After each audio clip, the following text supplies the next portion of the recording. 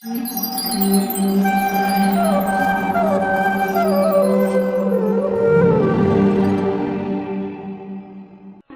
गीता साक्षात भगवान की वाणी है। यह अर्जुन और भगवान श्री कृष्ण के बीच में हुआ दैवी संवाद है। यह संवाद आज से 5000 वर्ष पूर्व कुरुक्षेत्र नामक स्थान पर हुआ। भगवत गीता में जीवन के सभी महत्वपूर्ण प्रश्नों का उत्तर है, जैसे हम कौन हैं, भगवान कौन है, हमें कष्ट क्यों होते हैं, क्या पुनर्जन्म होता है, क्या अन्य ग्रहों पर जीवन है, हम कैसे इस जन्म और अगले जन्म में सुखी रह सकते हैं, हम कैसे भगवत धाम को जा सकते हैं। कोई पूछ सकता है कि कुरुक्षेत्र में हुए महान युद्ध जिसके दौरान भगवत गीता कही गई, उसका कारण क्या था। 5000 वर्ष पहले विचित्रवीर्य नामक एक महान राजा का देहांत हो गया, क्योंकि उसका बड़ा पुत्र धृतराष्ट्र जन्म से अंधा होने के कारण राज्यभार संभालने में असमर्थ था। अतः उसके छोटे भाई पांडु ने राज्य सिंहासन संभाला। पांडु की मृत्यु के बाद उसके 5 पुत्र, जो पांडवों के नाम से विख्यात थे, जो नियमानुसार राज्य के उत्तराधिकारी बने, लेकिन पांडव भी बालक ही थे। अतः धृतराष्ट्र ने स्वयं राज्यभार संभाला। धृतराष्ट्र के 100 पुत्र थे, जो कौरवों के नाम से जाने जाते थे। जब पांडव बड़े होकर राज्य संभालने लायक हुए तो वे संपूर्ण राज्य नहीं लेना चाहते थे, हालांकि वो उनका नियम संगत अधिकार था। वे राज्य को अपने चचेरे भाइयों के साथ बांटना चाहते थे और इस प्रकार राज्य को पांडवों और कौरवों के बीच बांट दिया गया। लेकिन कौरवों में ज्येष्ठ दुर्योधन अपने भाग से संतुष्ट न था। वो संपूर्ण राज्य को स्वयं ही भोगना चाहता था। उसने पांडवों को मारने के लिए कई षड्यंत्र रचे, लेकिन वो असफल रहा।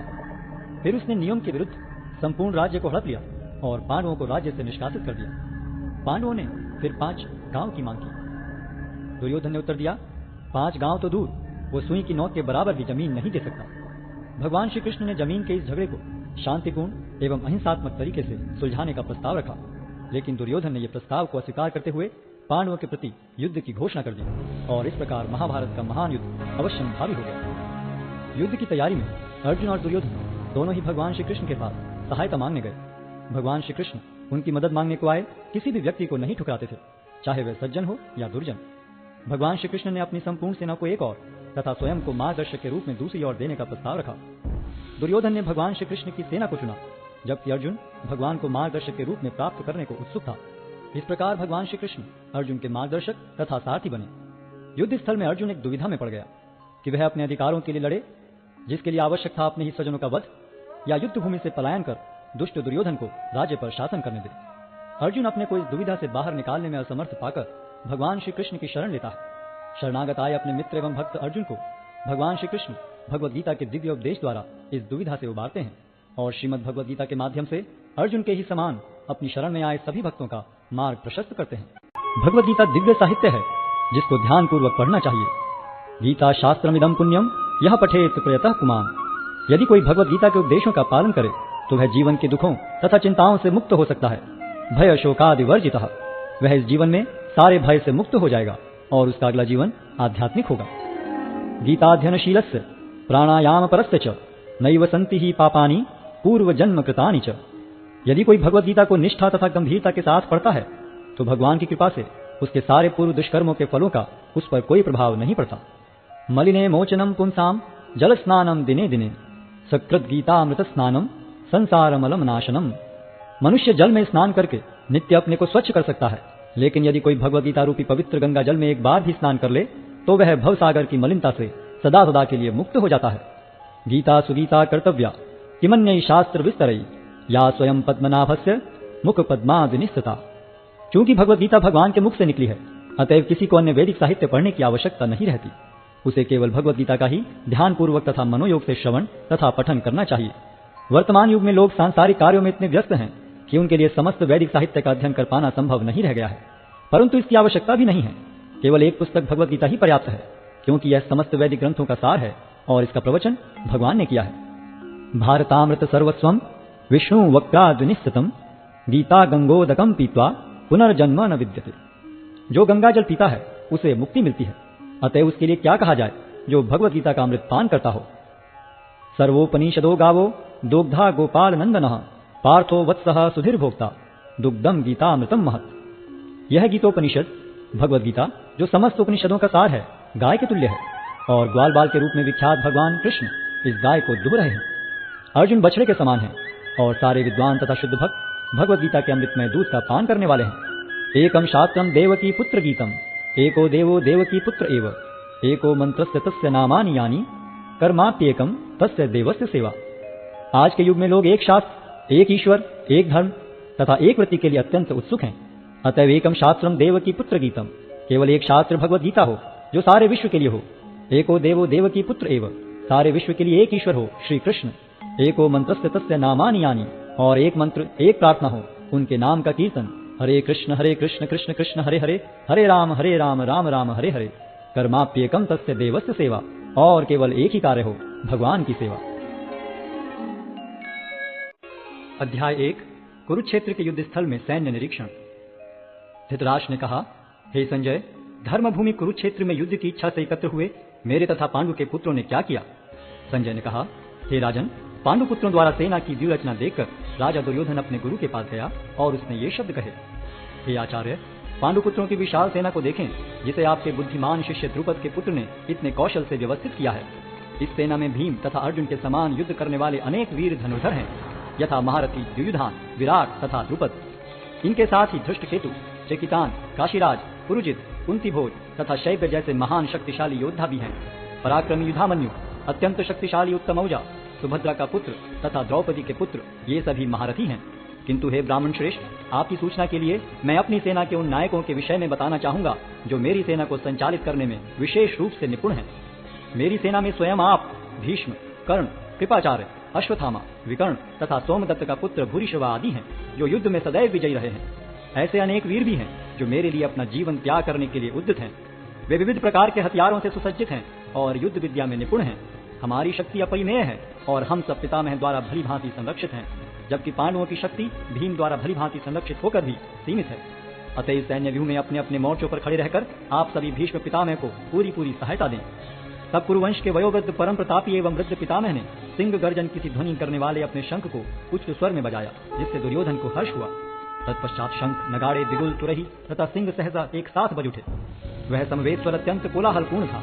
दूसरी ओर से श्वेत घोड़ों द्वारा खींचे जाने वाले विशाल रथ पर आसीन कृष्ण तथा अर्जुन ने अपने अपने दिव्य शंख बजाए। भगवान कृष्ण ने अपना पांचजन्य शंख बजाया, अर्जुन ने देवदत्त शंख तथा अति भौजी एवं अति मानवीय कार्य करने वाले भीम ने पौंड्र नामक भयंकर शंख बजाया। हे राजन, कुंती पुत्र राजा युधिष्ठिर ने अपना अनंत विजय नामक शंख बजाया तथा नकुल और सहदेव ने सुघोष एवं मणिपुष्पक शंख बजाए।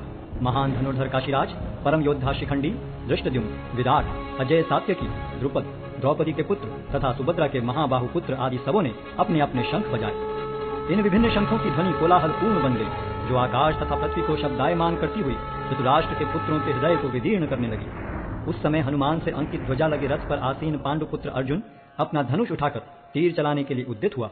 हे राजन, धृतराष्ट्र के पुत्रों को व्यूह में खड़ा देखकर अर्जुन ने श्री कृष्ण से ये वचन कहे।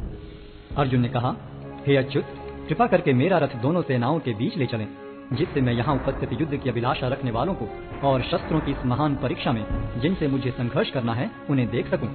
मुझे उन लोगों को देखने दीजिए जो यहाँ पर धृतराष्ट्र के दुर्बुद्धि पुत्र दुर्योधन को प्रसन्न करने की इच्छा से लड़ने के लिए आए हुए हैं। संजय ने कहा, हे भरतवंशी, अर्जुन द्वारा इस प्रकार संबोधित किए जाने पर भगवान कृष्ण ने दोनों दलों के बीच में उस उत्तम रथ को लाकर खड़ा कर दिया। भीष्म, द्रोण तथा विश्व भर के अन्य समस्त राजाओं के सामने भगवान ने कहा कि हे पार्थ, यहाँ पर एकत्र सारे कुरुओं को देखो। अर्जुन ने वहां पर दोनों पक्षों की सेनाओं के मध्य में अपने चाचा ताऊओं, पितामहों, गुरुओं, मामाओं, भाइयों, पुत्रों, पौत्रों, मित्रों, ससुरों और शुभ चिंतकों को भी देखा। जब कुंती पुत्र अर्जुन ने मित्रों तथा संबंधियों की इन विभिन्न श्रेणियों को देखा तो वह करुणा से अभिभूत हो गया और इस प्रकार बोला। अर्जुन ने कहा, हे कृष्ण, इस प्रकार युद्ध की इच्छा रखने वाले अपने मित्रों तथा संबंधियों को अपने समक्ष उपस्थित देखकर मेरे शरीर के अंग कांप रहे हैं और मेरा मुख सूखा जा रहा है। मेरा सारा शरीर कांप रहा है, मेरे रोंगटे खड़े हो रहे हैं, मेरा गांडीव धनुष मेरे हाथ से सरक रहा है और मेरी त्वचा जल रही है। मैं यहाँ अब और अधिक खड़ा रहने में असमर्थ हूँ। मैं अपने को भूल रहा हूँ और मेरा सिर चकरा रहा है। हे कृष्ण, मुझे तो केवल अमंगल के कारण दिख रहे हैं। हे कृष्ण, इस युद्ध में अपने ही स्वजनों का वध करने से न तो मुझे कोई अच्छाई दिखती है और न मैं उससे किसी प्रकार की विजय, राज्य या सुख की इच्छा रखता हूँ। हे गोविंद, हमें राज्य, सुख अथवा इस जीवन से क्या लाभ, क्योंकि जिन सारे लोगों के लिए हम उन्हें चाहते हैं वे ही इस युद्ध भूमि में खड़े हैं। हे मधुसूदन, जब गुरुजन, पितृगण, पुत्रगण, पितामह, मामा, ससुर, पौत्रगण, साले तथा अन्य सारे संबंधी अपना अपना धन एवं प्राण देने के लिए तत्पर हैं और मेरे समक्ष खड़े हैं, तो फिर मैं इन सब को क्यों मारना चाहूंगा, भले ही वे मुझे क्यों न मार डालें। हे जीवों के पालक, मैं इन सबों से लड़ने को तैयार नहीं, भले ही बदले में मुझे तीनों लोग क्यों न मिलते हों। इस पृथ्वी की तो बात ही छोड़ दें, भला धृतराष्ट्र के पुत्रों को मारकर हमें कौन सी प्रसन्नता मिलेगी? यदि हम ऐसे आतताइयों का वध करते हैं तो हम पर पाप चढ़ेगा। अतः यह उचित नहीं होगा कि हम धृतराष्ट्र के पुत्रों तथा उनके मित्रों का वध करें। हे लक्ष्मीपति कृष्ण, इससे हमें क्या लाभ होगा और अपने ही कुटुंबियों को मारकर हम किस प्रकार सुखी हो सकते हैं? हे जनार्दन, यद्यपि लोक से अभिभूत चित्त वाले ये लोग अपने परिवार को मारने या अपने मित्रों से द्रोह करने में कोई दोष नहीं देखते, किंतु हम लोग जो परिवार के विनष्ट करने में अपराध देख सकते हैं, ऐसे पाप कर्मों में क्यों प्रवृत्त हों? कुल का नाश होने पर सनातन कुल परंपरा नष्ट हो जाती है और इस तरह शेष कुल भी अधर्म में प्रवृत्त हो जाता है। हे कृष्ण, जब कुल में अधर्म प्रमुख हो जाता है तो कुल की स्त्रियां दूषित हो जाती हैं और स्त्रीत्व के पतन से हे वृष्णिवंशी अवांछित संतानें उत्पन्न होती हैं। अवांछित संतानों की वृद्धि से निश्चय ही परिवार के लिए तथा पारिवारिक परंपरा को विनष्ट करने वालों के लिए नारकीय जीवन उत्पन्न होता है। ऐसे पतित कुलों के पुरखे गिर जाते हैं क्योंकि उन्हें जल तथा पिंड दान देने की क्रियाएं समाप्त हो जाती हैं। जो लोग कुल परंपरा को विनष्ट करते हैं और इस तरह अवांछित संतानों को जन्म देते हैं, उनके दुष्कर्मों से समस्त प्रकार की सामुदायिक योजनाएं तथा पारिवारिक कल्याण कार्य विनष्ट हो जाते हैं। हे प्रजापालक कृष्ण, मैंने गुरु परंपरा से सुना है कि जो लोग कुल धर्म का विनाश करते हैं वे सदैव नरक में वास करते हैं। ओहो, कितने आश्चर्य की बात है कि हम सब जघन्य पाप कर्म करने के लिए उद्यत हो रहे हैं। राज्य सुख भोगने की इच्छा से प्रेरित होकर हम अपने ही संबंधियों को मारने पर तुले हैं। यदि शस्त्रधारी धृतराष्ट्र के पुत्र मुझ निहत्थे तथा रणभूमि में प्रतिरोध न करने वाले को मारें तो यह मेरे लिए श्रेयस्कर होगा। संजय ने कहा। युद्ध भूमि में इस प्रकार कहकर अर्जुन ने अपना धनुष तथा बाण एक ओर रख दिया और शोक संतप्त चित्त से रथ के आसन पर बैठ गया।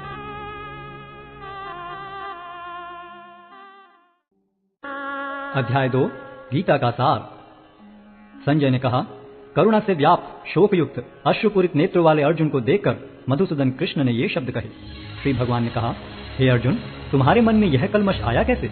यह उस मनुष्य के लिए तनुक भी अनुकूल नहीं है जो जीवन के मूल्य को जानता हो। इससे उच्च लोक की नहीं अपितु अपयश की प्राप्ति होती है।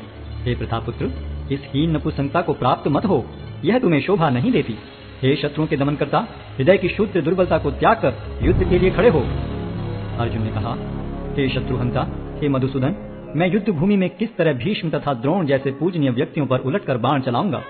ऐसे महापुरुषों को जो मेरे गुरु हैं, उन्हें मारकर जीने की अपेक्षा इस संसार में भीख मांगकर खाना अच्छा है। भले ही वे सांसारिक लाभ के इच्छुक हों, किंतु हैं तो गुरुजन ही। यदि उनका वध होता है तो हमारे द्वारा भोग्य प्रत्येक वस्तु उनके रक्त से सनी होगी। हम यह भी नहीं जानते कि हमारे लिए क्या श्रेष्ठ है, उनको जीतना या उनके द्वारा जीते जाना। यदि हम धृतराष्ट्र के पुत्रों का वध कर देते हैं तो हमें जीवित रहने की आवश्यकता नहीं है, फिर भी वे युद्ध भूमि में हमारे समक्ष खड़े हैं। अब मैं अपनी कृपण दुर्बलता के कारण अपना कर्तव्य भूल गया हूँ और सारा धैर्य खो चुका हूँ। ऐसी अवस्था में मैं आपसे पूछ रहा हूँ कि जो मेरे लिए श्रेयस्कर हो उससे निश्चित रूप से बताएं। अब मैं आपका शिष्य हूँ और आपका शरणागत हूँ, कृपया मुझे उपदेश दें। मुझे ऐसा कोई साधन नहीं दिखता जो मेरी इंद्रियों को सुखाने वाले इस शोक को दूर कर सके। स्वर्ग पर देवताओं के अधिपत्य की तरह इस धन धान्य संपन्न सारी पृथ्वी पर निष्कंटक राज्य प्राप्त करके भी मैं इस शोक को दूर नहीं कर सकूंगा। संजय ने कहा। इस प्रकार कहने के बाद शत्रुओं का दमन करने वाला अर्जुन कृष्ण से बोला, हे गोविंद, मैं युद्ध नहीं करूंगा, और चुप हो गया। हे भरतवंशी धृतराष्ट्र, उस समय दोनों सेनाओं के मध्य शोकमग्न अर्जुन से कृष्ण ने मानो हंसते हुए ये शब्द कहे। श्री भगवान ने कहा, तुम पांडित्यपूर्ण वचन करते हुए उनके लिए शोक कर रहे हो जो शोक करने योग्य नहीं है। जो विद्वान होते हैं वे न तो जीवित के लिए न ही मृत के लिए शोक करते हैं। ऐसा कभी नहीं हुआ कि मैं न रहा हूं या तुम न रहे हो अथवा ये समस्त राजा न रहे हों, और न ऐसा है कि भविष्य में हम लोग नहीं रहेंगे। जिस प्रकार शरीरधारी आत्मा इस शरीर में बाल्यावस्था से तरुणावस्था में और फिर वृद्धावस्था में निरंतर अग्रसर होता रहता है, उसी प्रकार मृत्यु होने पर आत्मा दूसरे शरीर में चला जाता है। धीर व्यक्ति ऐसे परिवर्तन से मोह को प्राप्त नहीं होता। हे कुंती पुत्र, सुख तथा दुख का क्षणिक उदय तथा कालक्रम में उनका अंतर्धान होना सर्दी तथा गर्मी की ऋतुओं के आने जाने के समान है। हे भरतवंशी, वे इंद्रिय बोध से उत्पन्न होते हैं और मनुष्य को चाहिए कि अविचल भाव से उनको सहन करना सीखे। हे पुरुष श्रेष्ठ अर्जुन, जो पुरुष सुख तथा दुख में विचलित नहीं होता और इन दोनों में संभाव रखता है, वह निश्चित रूप से मुक्ति के योग्य है। तत्वदर्शियों ने यह निष्कर्ष निकाला है कि असत का तो कोई चिरस्थायित्व नहीं है, किंतु सत्य अपरिवर्तनीय रहता है। उन्होंने इन दोनों की प्रकृति के अध्ययन द्वारा यह निष्कर्ष निकाला है। जो सारे शरीर में व्याप्त है उसे ही तुम अविनाशी समझो। उस अव्यय आत्मा को नष्ट करने में कोई भी समर्थ नहीं है।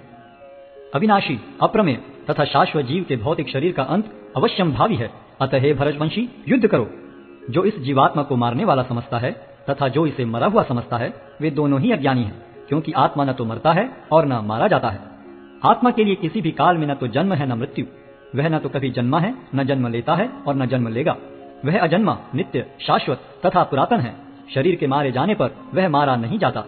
हे पार्थ, जो व्यक्ति यह जानता है कि आत्मा अविनाशी, अजन्मा, शाश्वत तथा अव्यय है, वह भला किसी को कैसे मार सकता है या मरवा सकता है?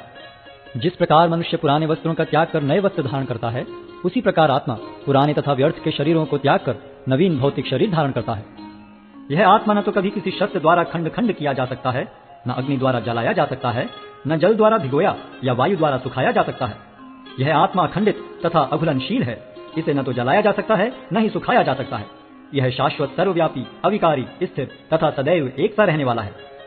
यह आत्मा अव्यक्त, अकल्पनीय तथा अपरिवर्तनीय कहा जाता है। यह जानकर तुम्हें शरीर के लिए शोक नहीं करना चाहिए। किंतु यदि तुम यह सोचते हो कि आत्मा अथवा जीवन का लक्षण सदा जन्म लेता है तथा सदा मरता है, तो भी हे महाबाहु, तुम्हारे शोक करने का कोई कारण नहीं है। जिसने जन्म लिया है उसकी मृत्यु निश्चित है और मृत्यु के पश्चात पुनर्जन्म भी निश्चित है। अतः अपने अपरिहार्य कर्तव्य पालन में तुम्हें शोक नहीं करना चाहिए। सारे जीव प्रारंभ में अव्यक्त रहते हैं, मध्य अवस्था में व्यक्त होते हैं और विनष्ट होने पर पुनः अव्यक्त हो जाते हैं। अतः शोक करने की क्या आवश्यकता है? कोई आत्मा को आश्चर्य से देखता है, कोई इसे आश्चर्य की तरह बताता है तथा कोई इसे आश्चर्य की तरह सुनता है, किंतु कोई कोई इसके विषय में सुनकर भी कुछ नहीं समझ पाते। हे भरतवंशी, शरीर में रहने वाले का कभी भी वध नहीं किया जा सकता। अतः तुम्हें किसी भी जीव के लिए शोक करने की आवश्यकता नहीं है। क्षत्रिय होने के नाते अपने विशिष्ट धर्म का विचार करते हुए तुम्हें जानना चाहिए कि धर्म के लिए युद्ध करने से बढ़कर तुम्हारे लिए अन्य कोई कार्य नहीं है। अतः तुम्हें संकोच करने की कोई आवश्यकता नहीं है।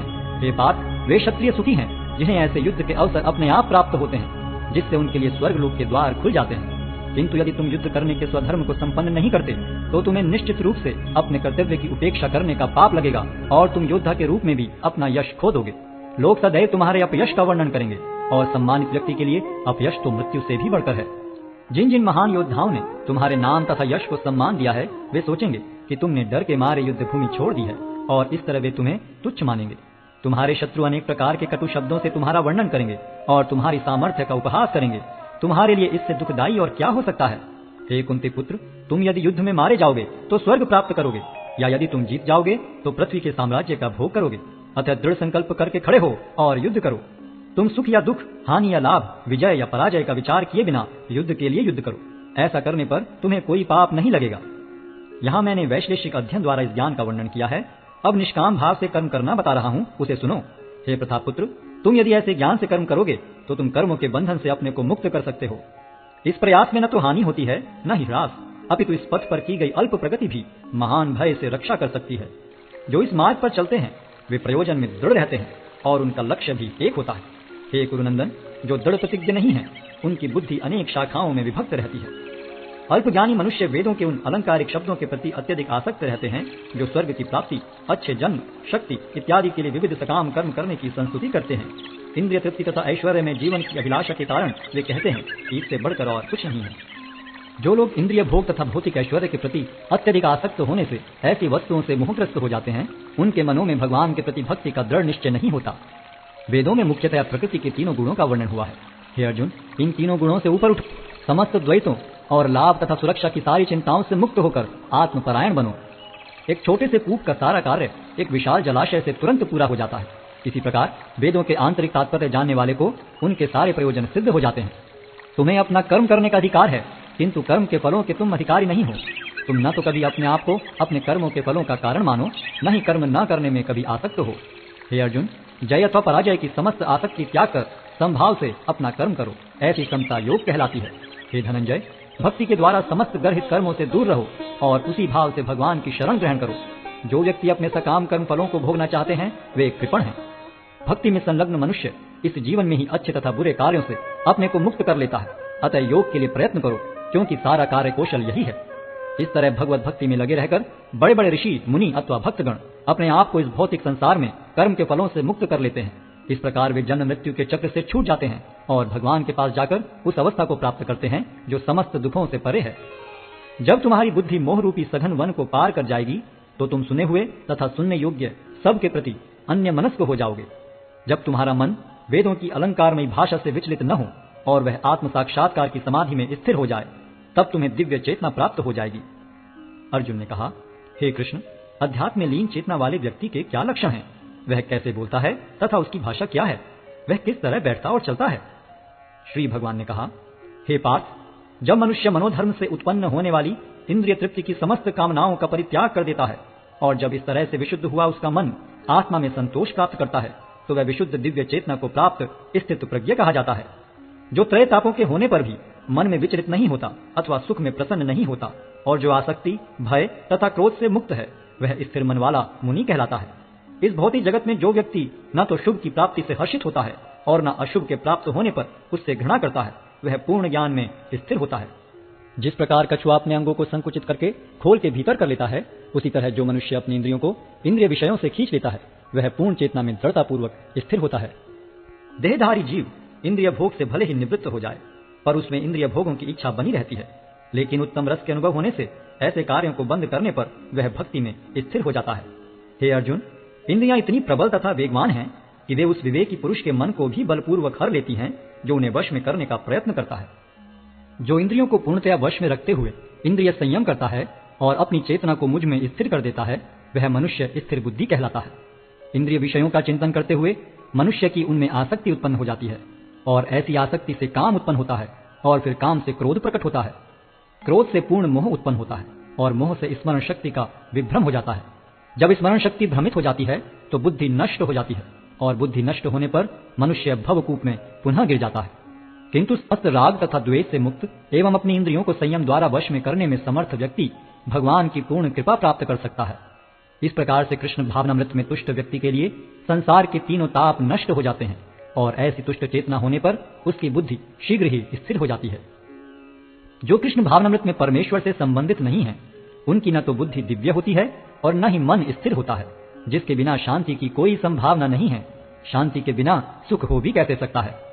जिस प्रकार पानी में तैरती नाव को प्रचंड वायु दूर बहा ले जाती है, उसी प्रकार विचरणशील इंद्रियों में से कोई एक जिस पर मन निरंतर लगा रहता है, मनुष्य की बुद्धि को हर लेती है। अतः हे महाबाहु, जिस पुरुष की इंद्रियां अपने अपने विषयों से सब प्रकार से विरत होकर उसके वश में है, उसी की बुद्धि निस्संदेह स्थिर है। जो सब जीवों के लिए रात्रि है, वह आत्म संयमी के जागने का समय है, और जो समस्त जीवों के जागने का समय है, वह आत्मनिरीक्षक मुनि के लिए रात्रि है। जो पुरुष समुद्र में निरंतर प्रवेश करती रहने वाली नदियों के समान इच्छाओं के निरंतर प्रवाह से विचलित नहीं होता और जो सदैव स्थिर रहता है, वही शांति प्राप्त कर सकता है, वह नहीं जो ऐसी इच्छाओं को तुष्ट करने की चेष्टा करता हो। जिस व्यक्ति ने इंद्रिय तृप्ति की समस्त इच्छाओं का परित्याग कर दिया है, जो इच्छाओं से रहित रहता है और जिसने सारी ममता त्याग दी है तथा अहंकार से रहित है, वही वास्तविक शांति को प्राप्त कर सकता है। यह आध्यात्मिक तथा ईश्वरीय जीवन का पथ है, जिसे प्राप्त करके मनुष्य मोहित नहीं होता। यदि कोई जीवन के अंतिम समय में भी इस तरह स्थित हो, तो वह भगवत धाम में प्रवेश कर सकता है। अध्याय 3 कर्मयोग। अर्जुन ने कहा, हे जनार्दन, हे केशव, यदि आप बुद्धि को सकाम कर्म से श्रेष्ठ समझते हैं, तो फिर आप मुझे इस घोर युद्ध में क्यों लगाना चाहते हैं? आपके व्यामिश्रित उपदेशों से मेरी बुद्धि मोहित हो रही है। अतः कृपा करके निश्चय पूर्वक मुझे बताएं कि इनमें से मेरे लिए सर्वाधिक श्रेयस्कर क्या होगा। श्री भगवान ने कहा, हे निष्पाप अर्जुन, मैं पहले ही बता चुका हूं कि आत्म साक्षात्कार का प्रयत्न करने वाले 2 प्रकार के पुरुष होते हैं। कुछ इसे ज्ञान योग द्वारा समझने का प्रयत्न करते हैं, तो कुछ भक्तिमय सेवा के द्वारा। न तो कर्म से विमुख होकर कोई कर्मफल से छुटकारा पा सकता है और न केवल संन्यास से सिद्धि प्राप्त की जा सकती है। प्रत्येक व्यक्ति को प्रकृति से अर्जित गुणों के अनुसार विवश होकर कर्म करना पड़ता है। अतः कोई भी एक क्षण भर के लिए भी बिना कर्म किए नहीं रह सकता। जो कर्म इंद्रियों को वश में तो करता है, किंतु जिसका मन इंद्रिय विषयों का चिंतन करता रहता है, वह निश्चित रूप से स्वयं को धोखा देता है और मिथ्याचारी कहलाता है। दूसरी ओर यदि कोई निष्ठावान व्यक्ति अपने मन के द्वारा कर्मेंद्रियों को वश में करने का प्रयत्न करता है और बिना किसी आसक्ति के कर्मयोग प्रारंभ करता है, तो वह अति उत्कृष्ट है। अपना नियत कर्म करो, क्योंकि कर्म न करने की अपेक्षा कर्म करना श्रेष्ठ है। कर्म के बिना तो शरीर निर्वाह भी नहीं हो सकता। श्री विष्णु के लिए यज्ञ रूप में कर्म करना चाहिए, अन्यथा कर्म के द्वारा इस भौतिक जगत में बंधन उत्पन्न होता है। अतः हे कुंती पुत्र, उनकी प्रसन्नता के लिए अपने नियत कर्म करो। इस तरह तुम बंधन से सदा मुक्त रहोगे।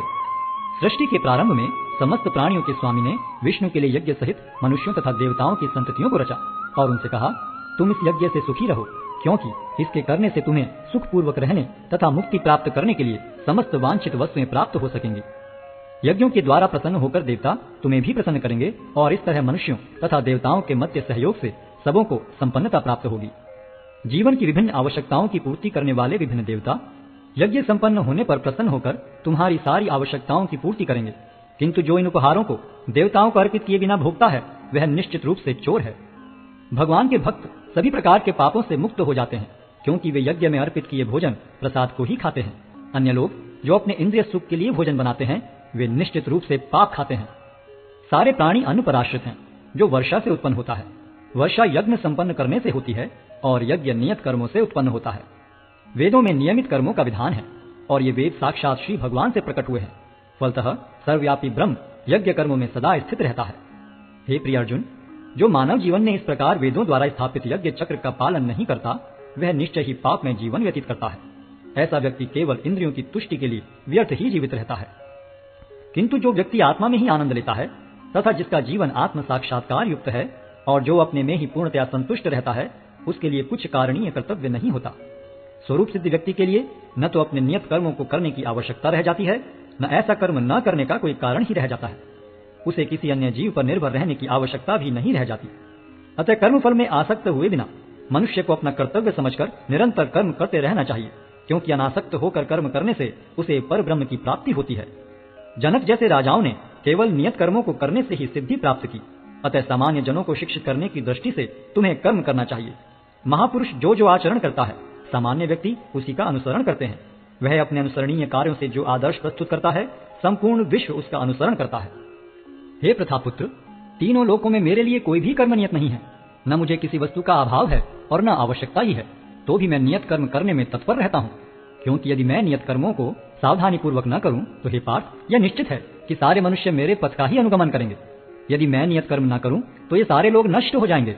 तब मैं अवांछित जन समुदाय को उत्पन्न करने का कारण हो जाऊंगा और इस तरह संपूर्ण प्राणियों की शांति का विनाशक बनूंगा। जिस प्रकार अज्ञानी जन फल की आसक्ति से कार्य करते हैं, उसी तरह विद्वान जनों को चाहिए कि वे लोगों को उचित पथ पर ले जाने के लिए अनासक्त रहकर कार्य करें।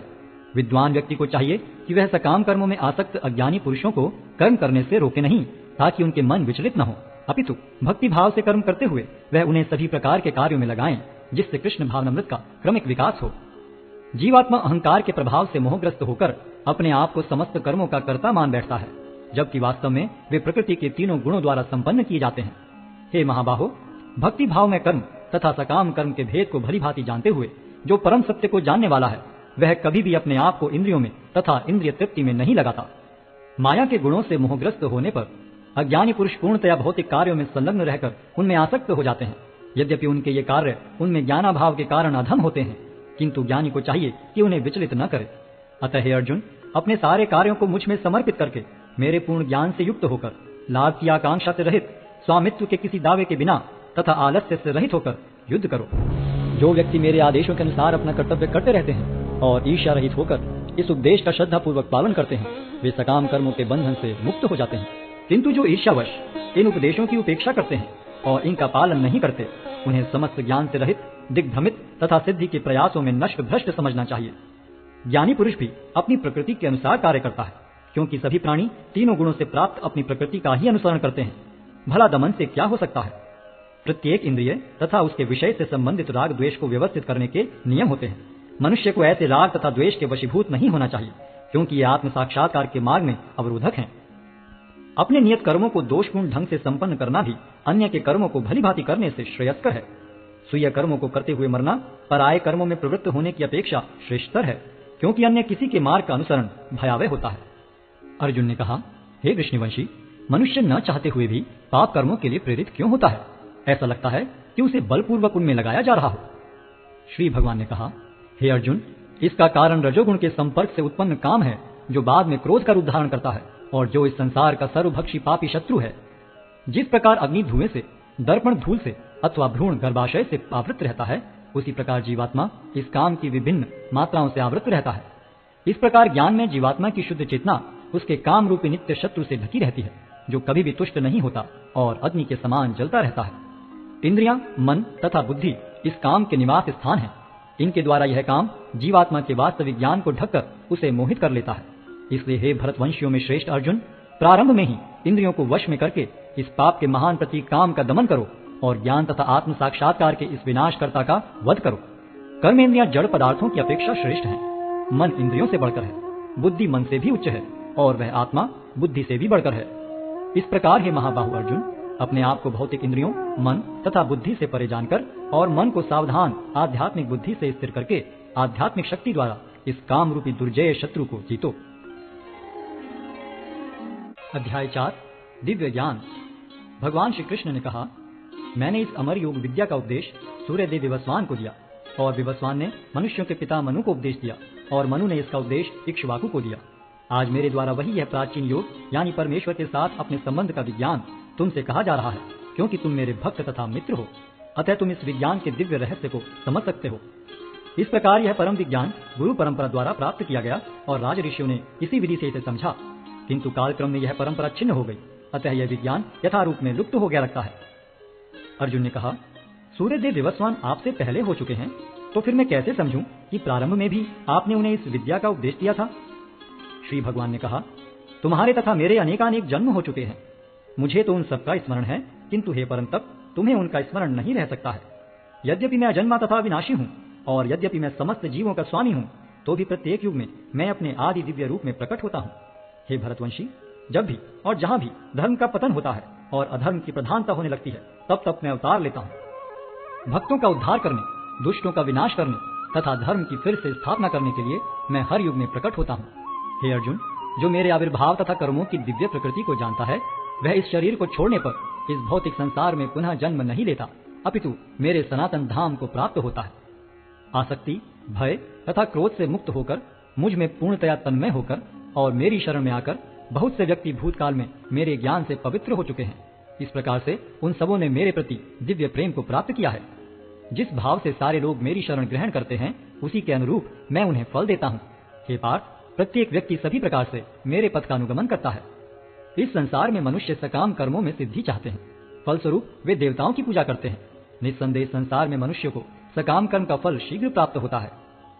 प्रकृति के तीनों गुणों और उनसे संबद्ध कर्म के अनुसार मेरे द्वारा मानव समाज के 4 विभाग रचे गए। यद्यपि मैं इस व्यवस्था का सृष्टा हूँ, किंतु तुम यह जान लो कि मैं इतने पर भी अव्यय अकर्ता हूँ। मुझ पर किसी कर्म का प्रभाव नहीं पड़ता, न ही मैं कर्म फल की कामना करता हूँ। जो मेरे संबंध में इस सत्य को जानता है, वह भी कर्मों के फल के पाश में नहीं बंधता। प्राचीन काल में समस्त मुक्तात्माओं ने मेरी दिव्य प्रकृति को जान करके ही कर्म किया, अतः तुम्हें चाहिए कि उनके पद चिन्हों का अनुसरण करते हुए अपने कर्तव्य का पालन करो।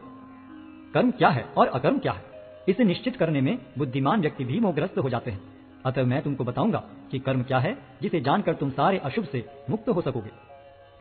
कर्म की बारीकियों को समझना अत्यंत कठिन है, अतः मनुष्य को चाहिए कि वह यह ठीक से जाने कि कर्म क्या है, विकर्म क्या है और अकर्म क्या है। जो मनुष्य कर्म में अकर्म और अकर्म में कर्म देखता है, वह सभी मनुष्यों में बुद्धिमान है और सब प्रकार के कर्मों में प्रवृत्त रहकर भी दिव्य स्थिति में रहता है। जिस व्यक्ति का प्रत्येक प्रयास इंद्रिय तृप्ति की कामना से रहित होता है, उसे पूर्ण ज्ञानी समझा जाता है। उसे ही साधु पुरुष ऐसा करता कहते हैं, जिसने पूर्ण ज्ञान की अग्नि से कर्म फलों को भस्मसात कर दिया है। अपने कर्म फलों की सारी आसक्ति को त्याग कर सदैव संतुष्ट तथा स्वतंत्र रहकर वह सभी प्रकार के कार्यों में व्यस्त रहकर भी कोई सकाम कर्म नहीं करता।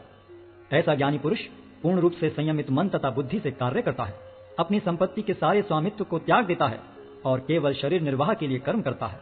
इस तरह कार्य करता हुआ वह पाप रूपी फलों से प्रभावित नहीं होता है।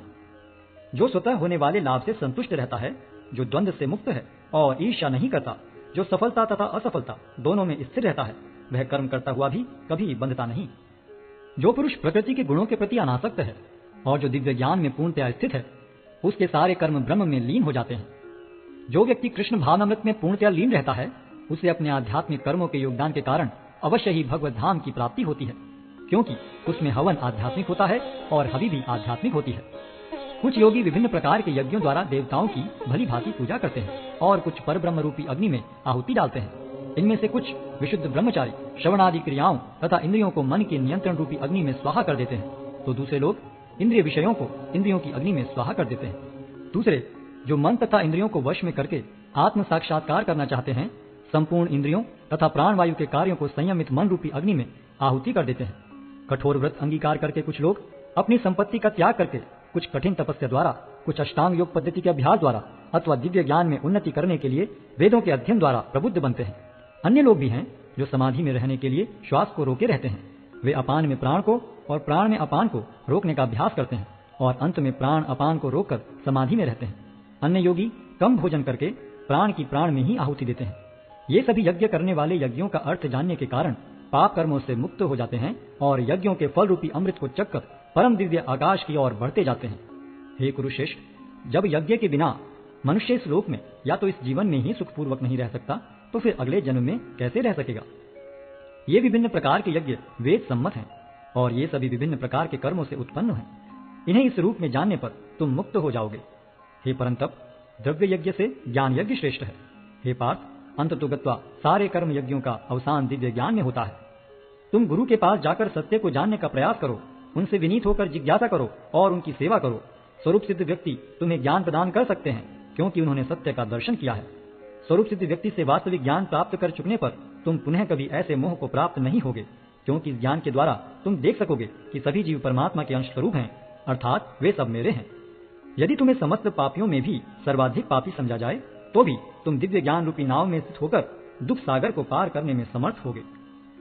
जैसे प्रज्वलित अग्नि ईंधन को भस्म कर देती है, उसी तरह हे अर्जुन, ज्ञान रूपी अग्नि भौतिक कर्मों के समस्त फलों को जला डालती है।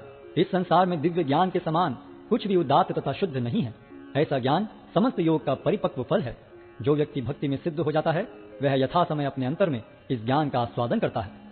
जो श्रद्धालु दिव्य ज्ञान में समर्पित हैं और जिसने इंद्रियों को वश में कर लिया है, वह इस ज्ञान को प्राप्त करने का अधिकारी है और इसे प्राप्त करते ही वह तुरंत आध्यात्मिक शांति को प्राप्त होता है। किंतु जो अज्ञानी तथा श्रद्धा विहीन व्यक्ति शास्त्रों में संदेह करते हैं, वे भगवत भावनामृत नहीं प्राप्त करते, अपितु नीचे गिर जाते हैं। संशयात्मा के लिए न तो इस लोक में न ही परलोक में कोई सुख है। जो व्यक्ति अपने कर्म फलों का परित्याग करते हुए भक्ति करता है और जिसके संशय दिव्य ज्ञान द्वारा विनष्ट हो चुके हैं, वही वास्तव में आत्मपरायण है। हे धनंजय, वह कर्मों के बंधन से नहीं बंधता। अतएव तुम्हारे हृदय में अज्ञान के कारण जो संशय उठे हैं, उन्हें ज्ञान रूपी शस्त्र से काट डालो। हे भारत, तुम योग से समन्वित होकर खड़े हो और युद्ध करो।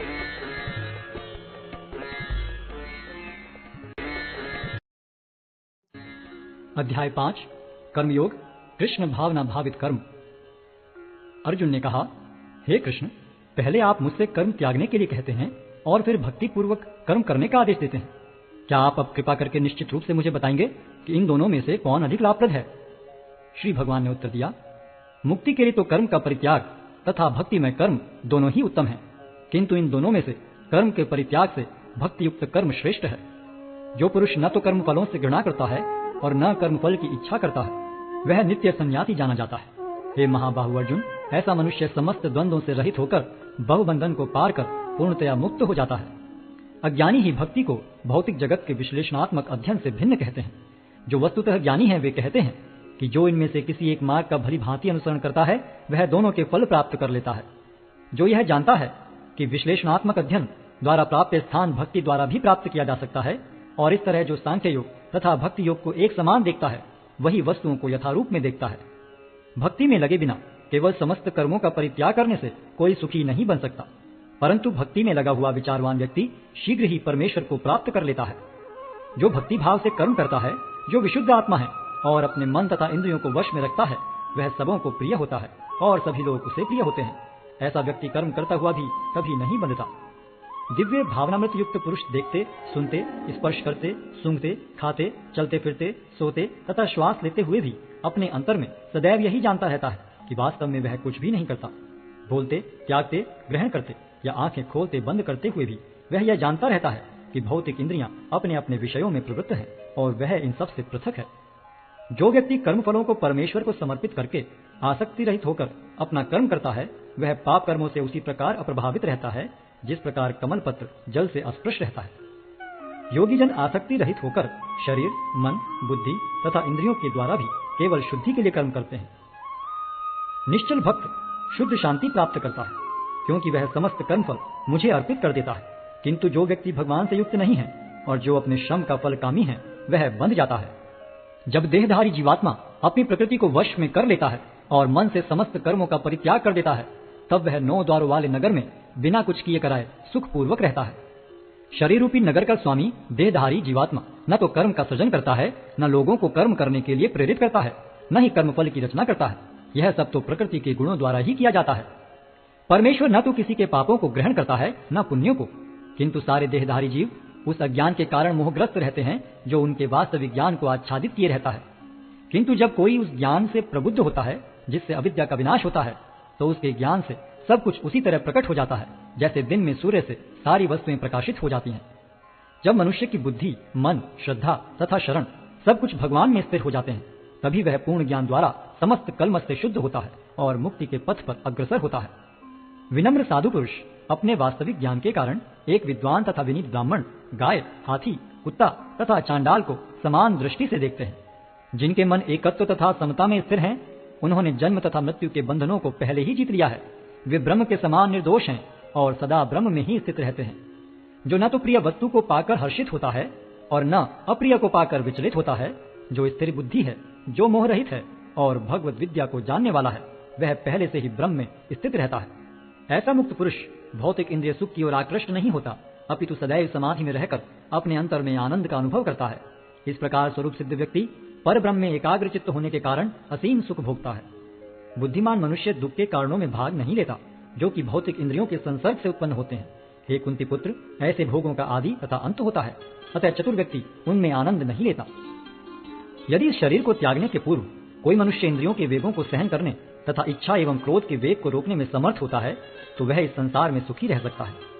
जो अंत्यकरण में सुख का अनुभव करता है, जो कर्मठ है और अंत्यकरण में ही रमण करता है तथा जिसका लक्ष्य अंतर्मुखी होता है, वह सचमुच पूर्ण योगी है।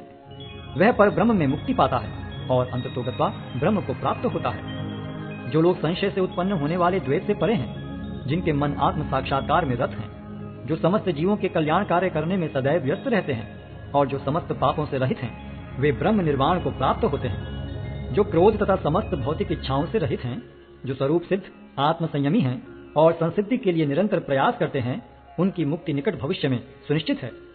समस्त इंद्रिय विषयों को बाहर करके, दृष्टि को बाहों के मध्य में केंद्रित करके, प्राण तथा पान वायु को नथनों के भीतर रोककर और इस तरह मन, इंद्रियों तथा बुद्धि को वश में करके जो मोक्ष को लक्ष्य बनाता है, वह योगी इच्छा, भय तथा क्रोध से रहित हो जाता है। जो निरंतर इस अवस्था में रहता है, वह अवश्य ही मुक्त है।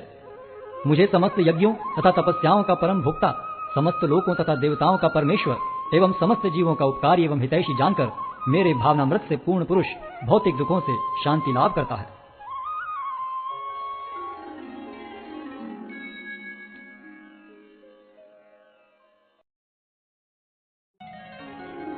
अध्याय 6 ध्यान योग। श्री भगवान ने कहा, जो पुरुष अपने कर्म फल के प्रति अनासक्त है और जो अपने कर्तव्य का पालन करता है, वही सन्यासी और असली योगी है। वह नहीं जो न तो अग्नि जलाता है और न कर्म करता है। हे पांडुपुत्र, जिसे सन्यास कहते हैं, उसे ही तुम योग अर्थात पर ब्रह्म से युक्त होना जानो, क्योंकि इंद्रिय तृप्ति के लिए इच्छा को त्यागे बिना कोई कभी योगी नहीं हो सकता। अष्टांग योग के नवसाधक के लिए कर्म साधन कहलाता है और योग सिद्ध पुरुष के लिए समस्त भौतिक कार्यकलापों का परित्याग ही साधन कहा जाता है। जब कोई पुरुष समस्त भौतिक इच्छाओं का त्याग करके न तो इंद्रिय तृप्ति के लिए कार्य करता है और न सकाम कर्मों में प्रवृत्त होता है, तो वह योगारूढ़ कहलाता है। मनुष्य को चाहिए कि अपने मन की सहायता से अपना उद्धार करे और अपने को नीचे न गिरने दे। यह मन बद्ध जीव का मित्र भी है और शत्रु भी। जिसने मन को जीत लिया है, उसके लिए मन सर्वश्रेष्ठ मित्र है, किंतु जो ऐसा नहीं कर पाया, उसके लिए मन सबसे बड़ा शत्रु बना रहेगा। जिसने मन को जीत लिया है, उसने पहले ही परमात्मा को प्राप्त कर लिया है, क्योंकि उसने शांति प्राप्त कर ली है। ऐसे पुरुष के लिए सुख दुख, सर्दी गर्मी एवं मान अपमान एक से हैं। वह व्यक्ति आत्म साक्षात्कार को प्राप्त तथा योगी कहलाता है, जो अपने अर्जित ज्ञान तथा अनुभूति से पूर्णतया संतुष्ट रहता है। ऐसा व्यक्ति अध्यात्म को प्राप्त तथा जितेंद्रिय कहलाता है।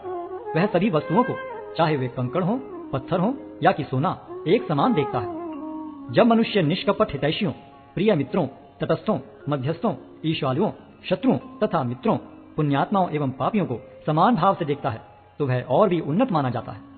योगी को चाहिए कि वह सदैव अपने शरीर, मन तथा आत्मा को परमेश्वर में लगाए, एकांत स्थान में रहे और बड़ी सावधानी के साथ अपने मन को वश में करे।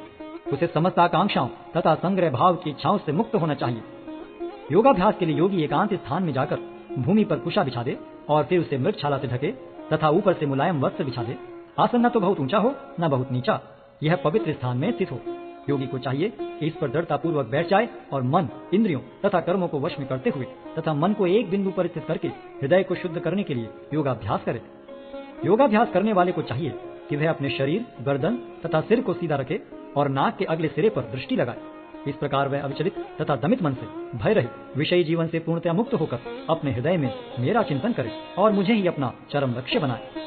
इस प्रकार शरीर, मन तथा कर्म में निरंतर संयम का अभ्यास करते हुए संयमित मन वाले योगी को इस भौतिक अस्तित्व की समाप्ति पर भगवत धाम की प्राप्ति होती है। हे अर्जुन, जो अधिक खाता है या बहुत कम खाता है, जो अधिक सोता है अथवा जो पर्याप्त नहीं सोता, उसके योगी बनने की कोई संभावना नहीं है। जो खाने, सोने, आमोद प्रमोद तथा काम करने की आदतों में नियमित रहता है, वह योगाभ्यास द्वारा समस्त भौतिक क्लेशों को नष्ट कर सकता है। जब योगी योगाभ्यास द्वारा अपने मानसिक कार्यकलापों को वश में कर लेता है और अध्यात्म में स्थित हो जाता है, अर्थात समस्त भौतिक इच्छाओं से रहित हो जाता है, तब वह योग में सुस्थिर कहा जाता है। जिस प्रकार वायु रहित स्थान में दीपक हिलता डुलता नहीं, उसी तरह जिस योगी का मन वश में होता है, वह आत्म तत्व के ध्यान में सदैव स्थिर रहता है। सिद्धि की अवस्था में, जिसे समाधि कहते हैं, मनुष्य का मन योगाभ्यास के द्वारा भौतिक मानसिक क्रियाओं से पूर्णतः संयमित हो जाता है। इस सिद्धि की विशेषता यह है कि मनुष्य शुद्ध मन से अपने को देख सकता है और अपने आप में आनंद उठा सकता है। उस आनंदमय स्थिति में वह दिव्य इंद्रियों द्वारा असीम दिव्य सुख में स्थित रहता है। इस प्रकार स्थापित मनुष्य कभी सत्य से विपत नहीं होता और इस सुख की प्राप्ति हो जाने पर वह इससे बड़ा कोई दूसरा लाभ नहीं मानता। ऐसी स्थिति को पाकर मनुष्य बड़ी से बड़ी कठिनाई में भी विचलित नहीं होता। यह निसंदेह भौतिक संसर्ग से उत्पन्न होने वाले समस्त दुखों से वास्तविक मुक्ति है। मनुष्य को चाहिए कि संकल्प तथा श्रद्धा के साथ योगाभ्यास में लगे और पथ से विचलित न हो। उसे चाहिए कि मनोधर्म से उत्पन्न समस्त इच्छाओं को निरपवाद रूप से त्याग दे और इस प्रकार मन के द्वारा सभी ओर से इंद्रियों को वश में करे। धीरे धीरे क्रमशः पूर्ण विश्वास पूर्वक बुद्धि के द्वारा समाधि में स्थित होना चाहिए और इस प्रकार मन को आत्मा में ही स्थित करना चाहिए और अन्य कुछ भी नहीं सोचना चाहिए। मन अपनी चंचलता तथा अस्थिरता के कारण जहां कहीं भी विचरण करता हो, मनुष्य को चाहिए कि उसे वहां से खींचे और अपने वश में लाए। जिस योगी का मन मुझ में स्थिर रहता है, वह निश्चय ही दिव्य सुख की सर्वोच्च सिद्धि प्राप्त करता है। वह रजोगुण से परे हो जाता है। वह परमात्मा के साथ अपनी गुणात्मक एकता को समझता है और इस प्रकार अपने समस्त विगत कर्मों के फल से निवृत्त हो जाता है। इस प्रकार योगाभ्यास में निरंतर लगा रहकर आत्म संयमी योगी समस्त भौतिक कर्म से मुक्त हो जाता है और भगवान की दिव्य प्रेम भक्ति में परम सुख प्राप्त करता है। वास्तविक योगी समस्त जीवों में मुझको और मुझ में समस्त जीवों को देखता है। निसंदेह स्वरूप सिद्ध व्यक्ति मुझ परमेश्वर को सर्वत्र देखता है। जो मुझे सर्वत्र देखता है और सब कुछ मुझ में देखता है, उसके लिए न तो मैं कभी अदृश्य होता हूं और न वह मेरे लिए अदृश्य होता है। जो योगी मुझे तथा परमात्मा को अभिन्न जानते हुए परमात्मा की भक्ति पूर्वक सेवा करता है, वह हर प्रकार से मुझ में सदैव स्थित रहता है। हे अर्जुन, वह पूर्ण योगी है जो अपनी तुलना से समस्त प्राणियों की उनके सुखों तथा दुखों में वास्तविक समानता का दर्शन करता है। अर्जुन ने कहा, हे मधुसूदन, आपने जिस योग पद्धति का संक्षेप में वर्णन किया है, वह मेरे लिए अव्यवहारिक तथा असहनीय है, क्योंकि मन चंचल तथा अस्थिर है। हे कृष्ण, क्योंकि मन चंचल, उच्छृंखल, हठीला तथा अत्यंत बलवान है, अतः मुझे इसे वश में करना वायु को वश में करने से भी अधिक कठिन लगता है। भगवान श्री कृष्ण ने कहा, हे महाबाहु कुंती पुत्र, निसंदेह चंचल मन को वश में करना अत्यंत कठिन है, किंतु उपयुक्त अभ्यास द्वारा तथा विरक्ति द्वारा ऐसा संभव है। जिसका मन उच्छृंखल है, उसके लिए आत्म साक्षात्कार कठिन कार्य होता है, किंतु जिसका मन संयमित है और जो समुचित उपाय करता है, उसकी सफलता ध्रुव है, ऐसा मेरा मत है। अर्जुन ने कहा, हे कृष्ण, उस असफल योगी की गति क्या है जो प्रारंभ में श्रद्धा पूर्वक आत्म साक्षात्कार की विधि ग्रहण करता है, किंतु बाद में भौतिकता के कारण उससे विचलित हो जाता है और योग सिद्धि को प्राप्त नहीं कर पाता। हे महाबाहु कृष्ण, क्या ब्रह्म प्राप्ति के मार्ग से भ्रष्ट ऐसा व्यक्ति आध्यात्मिक तथा भौतिक दोनों ही सफलताओं से च्युत नहीं होता और छिन्न भिन्न बादल की भांति विनष्ट नहीं हो जाता, जिसके फलस्वरूप उसके लिए किसी लोक में कोई स्थान नहीं रहता? हे कृष्ण, यही मेरा संदेह है और मैं आपसे इसे पूर्णतया दूर करने की प्रार्थना कर रहा हूँ। आपके अतिरिक्त अन्य कोई ऐसा नहीं है जो इस संदेह को नष्ट कर सके। भगवान ने कहा, हे प्रथापुत्र, कल्याण कार्यों में निरत योगी का न तो इस लोक में और न परलोक में ही विनाश होता है। हे मित्र, भलाई करने वाला कभी बुराई से पराजित नहीं होता। असफल योगी पवित्र आत्माओं के लोकों में अनेकानेक वर्षों तक भोग करने के बाद या तो सदाचारी पुरुषों के परिवार में या कि धनवानों के कुल में जन्म लेता है, अथवा वह ऐसे योगियों के कुल में जन्म लेता है जो अति बुद्धिमान है। निश्चय ही इस संसार में ऐसा जन्म दुर्लभ है। हे कुरुनंदन, ऐसा जन्म पाकर वह अपने पूर्व जन्म की दैविक चेतना को पुनः प्राप्त करता है और पूर्ण सफलता प्राप्त करने के उद्देश्य से वह आगे उन्नति करने का प्रयास करता है। अपने पूर्व जन्म की दैवी चेतना से वह न चाहते हुए भी स्वतः योग के नियमों की ओर आकर्षित होता है। ऐसा जिज्ञासु योगी शास्त्रों के अनुष्ठानों से परे स्थित होता है और जब योगी समस्त कर्म से शुद्ध होकर सच्ची निष्ठा से आगे प्रगति करने का प्रयास करता है, तो अंततोगत्वा अनेकानेक जन्मों के अभ्यास के पश्चात सिद्धि लाभ करके वह परम गंतव्य को प्राप्त करता है। योगी पुरुष तपस्वी से, ज्ञानी से तथा सकाम कर्मी से बढ़कर होता है। अतः हे अर्जुन, तुम सभी प्रकार से योगी बनो। और समस्त योगियों में से जो योगी अत्यंत श्रद्धापूर्वक मेरे परायण है, अपने अंतःकरण में मेरे विषय में सोचता है और मेरी दिव्य प्रेम भक्ति करता है, वह योग में मुझसे परम अंतरंग रूप से युक्त रहता है और सबों में सर्वोच्च है। यही मेरा मत है।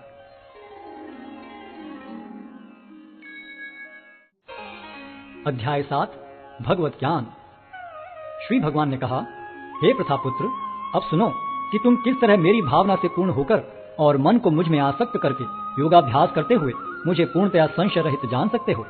अब मैं तुमसे पूर्ण रूप से व्यवहारिक तथा दिव्य ज्ञान कहूंगा। इसे जान लेने पर तुम्हें जानने के लिए और कुछ विशेष नहीं रहेगा। कई हजार मनुष्यों में से कोई एक सिद्धि के लिए प्रयत्नशील होता है और इस तरह सिद्धि प्राप्त करने वालों में से विरला ही कोई एक मुझे वास्तव में जान पाता है। पृथ्वी, जल, अग्नि, वायु, आकाश, मन, बुद्धि तथा अहंकार, ये 8 प्रकार से विभक्त मेरी अपरा प्रकृतियां हैं।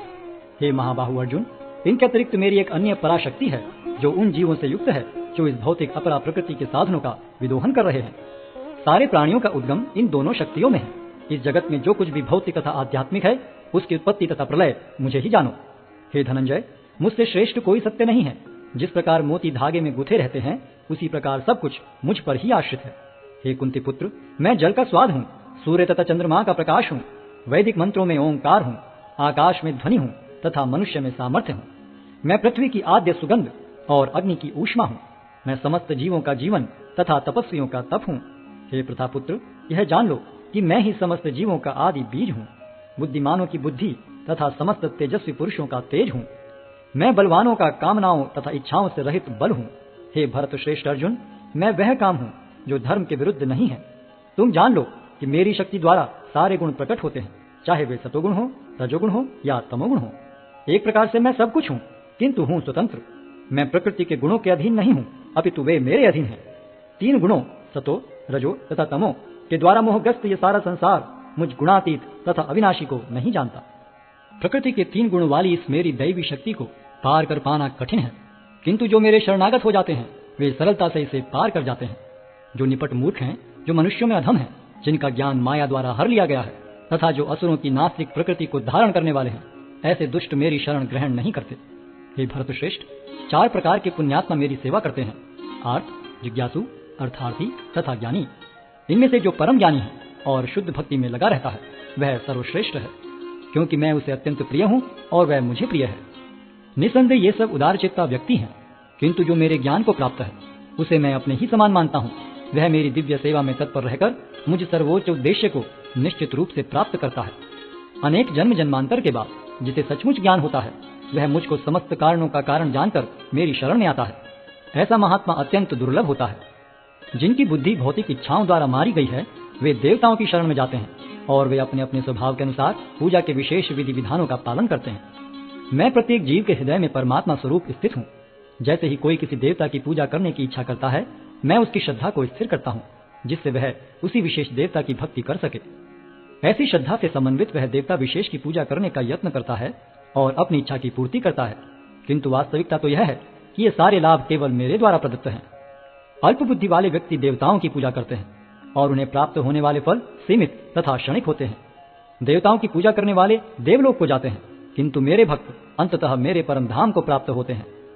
बुद्धिहीन मनुष्य मुझको ठीक से न जानने के कारण सोचते हैं कि मैं भगवान कृष्ण पहले निराकार था और अब मैंने इस स्वरूप को धारण किया है। वे अपने अल्प ज्ञान के कारण मेरी अविनाशी तथा सर्वोच्च प्रकृति को नहीं जान पाते।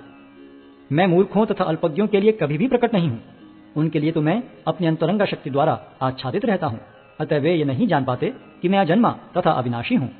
हे अर्जुन, श्री भगवान होने के नाते मैं जो कुछ भूतकाल में घटित हो चुका है, जो वर्तमान में घटित हो रहा है और जो आगे होने वाला है, वह सब कुछ जानता हूँ। मैं समस्त जीवों को भी जानता हूँ, किंतु मुझे कोई नहीं जानता। हे भरतवंशी, हे शत्रु विजेता, समस्त जीव जन्म लेकर इच्छा तथा घृणा से उत्पन्न द्वंद्वों से मोहग्रस्त होकर मोह को प्राप्त होते हैं। जिन मनुष्यों ने पूर्व जन्मों में तथा इस जन्म में पुण्य कर्म किए और जिनके पाप कर्मों का पूर्णतः उच्छेदन हो चुका है, वे मोह के द्वंद्वों से मुक्त हो जाते हैं और वे संकल्प पूर्वक मेरी सेवा में तत्पर होते हैं। जो जरा तथा मृत्यु से मुक्ति पाने के लिए यत्नशील रहते हैं, वे बुद्धिमान व्यक्ति मेरी भक्ति की शरण ग्रहण करते हैं। वे वास्तव में ब्रह्म हैं, क्योंकि वे दिव्य कर्मों के विषय में पूरी तरह से जानते हैं। जो मुझ परमेश्वर को मेरी पूर्ण चेतना में रहकर मुझे जगत का, देवताओं का तथा समस्त यज्ञ विधियों का नियामक जानते हैं, वे अपनी मृत्यु के समय भी मुझ भगवान को जान और समझ सकते हैं। अध्याय 8 भगवत प्राप्ति। अर्जुन ने कहा, हे भगवान, हे पुरुषोत्तम, ब्रह्म क्या है, आत्मा क्या है, सकाम कर्म क्या है, यह भौतिक जगत क्या है तथा देवता क्या है? कृपा करके यह सब मुझे बताइए। हे मधुसूदन, यज्ञ का स्वामी कौन है और वह शरीर में कैसे रहता है और मृत्यु के समय भक्ति में लगे रहने वाले आपको कैसे जान पाते हैं? भगवान ने कहा, अविनाशी और दिव्य जीव ब्रह्म कहलाता है और उसका नित्य स्वभाव अध्यात्म या आत्म कहलाता है। जीवों के भौतिक शरीर से संबंधित गतिविधि कर्म या सकाम कर्म कहलाती है। हे देहधारियों में श्रेष्ठ, निरंतर परिवर्तनशील यह भौतिक प्रकृति अधिभूत कहलाती है। भगवान का विराट रूप, जिसमें सूर्य तथा चंद्र जैसे समस्त देवता सम्मिलित हैं, अधिदैव कहलाता है तथा प्रत्येक देहधारी के हृदय में परमात्मा स्वरूप स्थित मैं परमेश्वर अधियज्ञ कहलाता है। और जीवन के अंत में जो केवल मेरा स्मरण करते हुए शरीर का त्याग करता है, वह तुरंत मेरे स्वभाव को प्राप्त करता है, इसमें रंच मात्र भी संदेह नहीं है। हे कुंती पुत्र, शरीर त्यागते समय मनुष्य जिस जिस भाव का स्मरण करता है, वह उस भाव को निश्चित रूप से प्राप्त होता है। अतएव हे अर्जुन, तुम्हें सदैव कृष्ण रूप में मेरा चिंतन करना चाहिए और साथ ही युद्ध करने के कर्तव्य को भी पूरा करना चाहिए। अपने कर्मों को मुझे समर्पित करके तथा अपने मन एवं बुद्धि को मुझ में स्थिर करके तुम निश्चित रूप से मुझे प्राप्त कर सकोगे। हे पार्थ, जो व्यक्ति मेरा स्मरण करने में अपना मन निरंतर लगाए रखकर अविचलित भाव से भगवान के रूप में मेरा ध्यान करता है, वह मुझको अवश्य ही प्राप्त होता है। मनुष्य को चाहिए कि परम पुरुष का ध्यान सर्वज्ञ, पुरातन, नियंता, लघुतम से भी लघुतर, प्रत्येक का पालन करता, समस्त भौतिक बुद्धि से परे, अचिंत्य तथा नित्य पुरुष के रूप में करे। वे सूर्य की भांति तेजवान हैं और इस भौतिक प्रकृति से परे दिव्य रूप हैं। मृत्यु के समय जो व्यक्ति अपने प्राण को भवों के मध्य स्थिर कर लेता है और योग शक्ति के द्वारा अविचलित मन से पूर्ण भक्ति के साथ परमेश्वर के स्मरण में अपने को लगाता है, वह निश्चित रूप से भगवान को प्राप्त होता है। जो वेदों के ज्ञाता हैं, जो ओंकार का उच्चारण करते हैं और जो संन्यास आश्रम के बड़े बड़े मुनि हैं, वे ब्रह्म में प्रवेश करते हैं। ऐसी सिद्धि की इच्छा करने वाले ब्रह्मचर्य व्रत का अभ्यास करते हैं। अब मैं तुम्हें वह विधि बताऊंगा जिससे कोई भी व्यक्ति मुक्ति लाभ कर सकता है। इस योगाभ्यास में स्थित होकर तथा अक्षरों के परम संयोग यानी ओंकार का उच्चारण करते हुए यदि कोई भगवान का चिंतन करता है और अपने शरीर का त्याग करता है, तो वह निश्चित रूप से आध्यात्मिक लोकों को जाता है। हे अर्जुन, जो अनन्य भाव से निरंतर मेरा स्मरण करता है, उसके लिए मैं सुलभ हूँ, क्योंकि वह मेरी भक्ति में प्रवृत्त रहता है। मुझे प्राप्त करके महापुरुष, जो भक्ति योगी हैं, कभी भी दुखों से पूर्ण इस अनित्य जगत में नहीं लौटते, क्योंकि उन्हें परम सिद्धि प्राप्त हो चुकी होती है।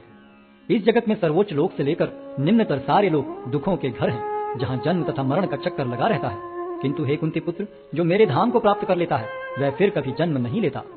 मानवीय गणना के अनुसार 1000 युग मिलकर ब्रह्मा का एक दिन बनता है और इतनी ही बड़ी ब्रह्मा की रात्रि भी होती है। ब्रह्मा के दिन के शुभारंभ में सारे जीव अव्यक्त अवस्था से व्यक्त होते हैं और फिर जब रात्रि आती है तो वे पुनः अव्यक्त में विलीन हो जाते हैं। जब जब ब्रह्मा का दिन आता है तो सारे जीव प्रकट होते हैं और ब्रह्मा की रात्रि होते ही असहायवत विलीन हो जाते हैं। इसके अतिरिक्त एक अन्य अव्यक्त प्रकृति है जो शाश्वत है और इस व्यक्त तथा अव्यक्त पदार्थ से परे है। यह परा और कभी नाश न होने वाली है। जब इस संसार का सब कुछ लय हो जाता है तब भी उसका नाश नहीं होता, जिसे वेदांती अप्रकट तथा अविनाशी बताते हैं। जो परम गंतव्य है, जिसे प्राप्त कर लेने पर कोई वापस नहीं आता, वही मेरा परम धाम है। भगवान जो सबसे महान है, अनन्य भक्ति द्वारा ही प्राप्त किए जा सकते हैं। यद्यपि वे अपने धाम में विराजमान रहते हैं, तो भी वे सर्वव्यापी हैं और उनमें सब कुछ स्थित है। हे भरत श्रेष्ठ, अब मैं तुम्हें उन विभिन्न कालों को बताऊंगा जिनमें इस संसार से प्रयाण करने के बाद योगी पुनः आता है अथवा नहीं आता। जो पर ब्रह्म के ज्ञाता है, वे अग्निदेव के प्रभाव में, प्रकाश में, दिन के शुभ क्षण में, शुक्ल पक्ष में या जब सूर्य उत्तरायण में रहता है, उन 6 मासों में इस संसार से शरीर त्याग करने पर उस पर ब्रह्म को प्राप्त करते हैं। जो योगी धुएं, रात्रि, कृष्ण पक्ष में या सूर्य के दक्षिणायन रहने के 6 महीनों में दिवंगत होता है, वह चंद्रलोक को जाता है, किंतु वहां से पुनः चला आता है। वैदिक मतानुसार इस संसार से प्रयाण करने के 2 मार्ग हैं, एक प्रकाश का तथा दूसरा अंधकार का। जब मनुष्य प्रकाश के मार्ग से जाता है तो वह वापस नहीं आता, किंतु अंधकार के मार्ग से जाने वाला पुनः लौट कर आता है। हे अर्जुन, यद्यपि भक्तगण इन दोनों मार्गों को जानते हैं, किंतु वे मोहग्रस्त नहीं होते, अतः तुम भक्ति में सदैव स्थिर रहो। जो व्यक्ति भक्ति मार्ग स्वीकार करता है, वह वेदाध्ययन, तपस्या, दान, दार्शनिक तथा सकाम कर्म करने से प्राप्त होने वाले फलों से वंचित नहीं होता।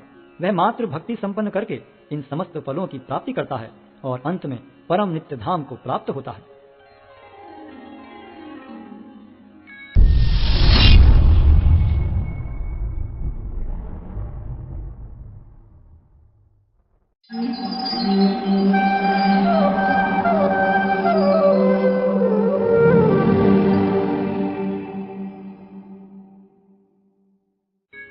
अध्याय 9 परम गुह्य ज्ञान।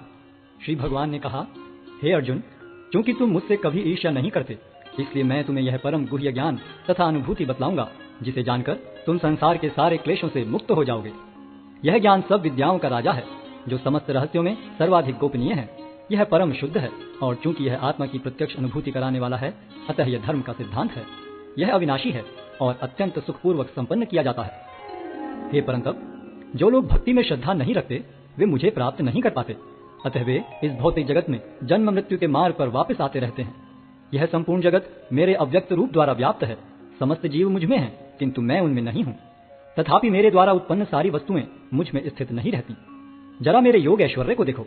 यद्यपि मैं समस्त जीवों का पालक हूँ और सर्वत्र व्याप्त हूँ, लेकिन मैं इस विराट अभिव्यक्ति का अंश नहीं हूँ, क्योंकि मैं सृष्टि का कारण स्वरूप हूँ। जिस प्रकार सर्वत्र प्रवहमान प्रबल वायु सदैव आकाश में स्थित रहती है, उसी प्रकार समस्त उत्पन्न प्राणियों को मुझ में स्थित जानो। हे कुंती पुत्र, कल्पकांत होने पर सारे प्राणी मेरी प्रकृति में प्रवेश करते हैं, और अन्य कल्प के आरंभ होने पर मैं उन्हें अपनी शक्ति से पुनः उत्पन्न करता हूँ। संपूर्ण विराट जगत मेरे अधीन है। यह मेरी इच्छा से बारंबार स्वतः प्रकट होता रहता है और मेरी ही इच्छा से अंत में विनष्ट होता है। हे धनंजय, ये सारे कर्म मुझे नहीं बांध पाते हैं। मैं उदासीन की भांति इन सारे भौतिक कर्मों से सदैव विरक्त रहता हूँ। हे कुंती पुत्र, यह भौतिक प्रकृति मेरी शक्तियों में से एक है और मेरी अध्यक्षता में कार्य करती है, जिससे सारे चर तथा अचर प्राणी उत्पन्न होते हैं। इसके शासन में यह जगत बारंबार सृजित और विनष्ट होता रहता है। जब मैं मनुष्य रूप में अवतरित होता हूँ, तो मूर्ख मेरा उपहास करते हैं। वे मुझ परमेश्वर के दिव्य स्वभाव को नहीं जानते। जो लोग इस प्रकार मोहग्रस्त होते हैं, वे आसुरी तथा नास्तिक विचारों के प्रति आकृष्ट रहते हैं। इस मोहग्रस्त अवस्था में उनकी मुक्ति आशा, उनके सकाम कर्म तथा ज्ञान का अनुशीलन सभी निष्फल हो जाते हैं। हे पार्थ, मोहमुक्त महात्मा जन दैवी प्रकृति के संरक्षण में रहते हैं। वे पूर्णतः भक्ति में निमग्न रहते हैं, क्योंकि वे मुझे आदि तथा विनाशी भगवान के रूप में जानते हैं। ये महात्मा मेरी महिमा का नित्य कीर्तन करते हुए, दृढ़ संकल्प के साथ प्रयास करते हुए, मुझे नमस्कार करते हुए भक्ति भाव से निरंतर मेरी पूजा करते हैं। अन्य लोग जो ज्ञान के अनुशीलन द्वारा यज्ञ में लगे रहते हैं, वे भगवान की पूजा उनके अद्वय रूप में, विविध रूपों में तथा विश्व रूप में करते हैं।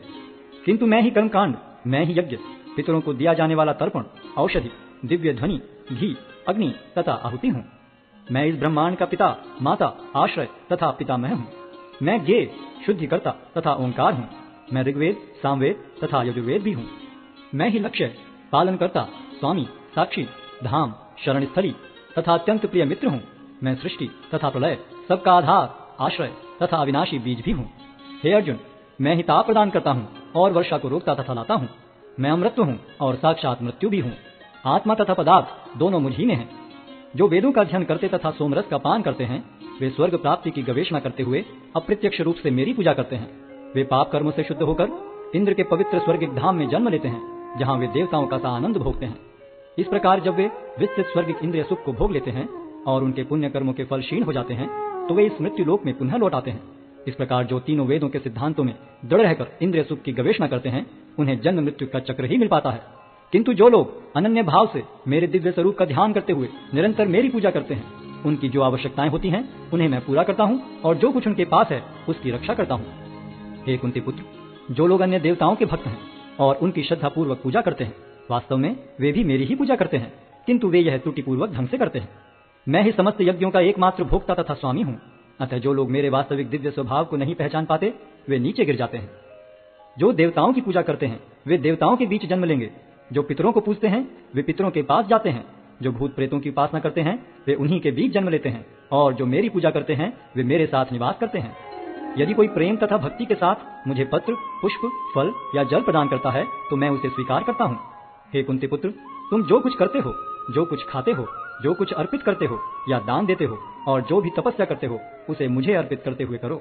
इस तरह तुम कर्म के बंधन तथा इसके शुभाशुभ फलों से मुक्त हो सकोगे। इस संन्यास योग में अपने चित्त को स्थिर करके तुम मुक्त होकर मेरे पास आ सकोगे। मैं न तो किसी से द्वेष करता हूँ, न ही किसी के साथ पक्षपात करता हूँ।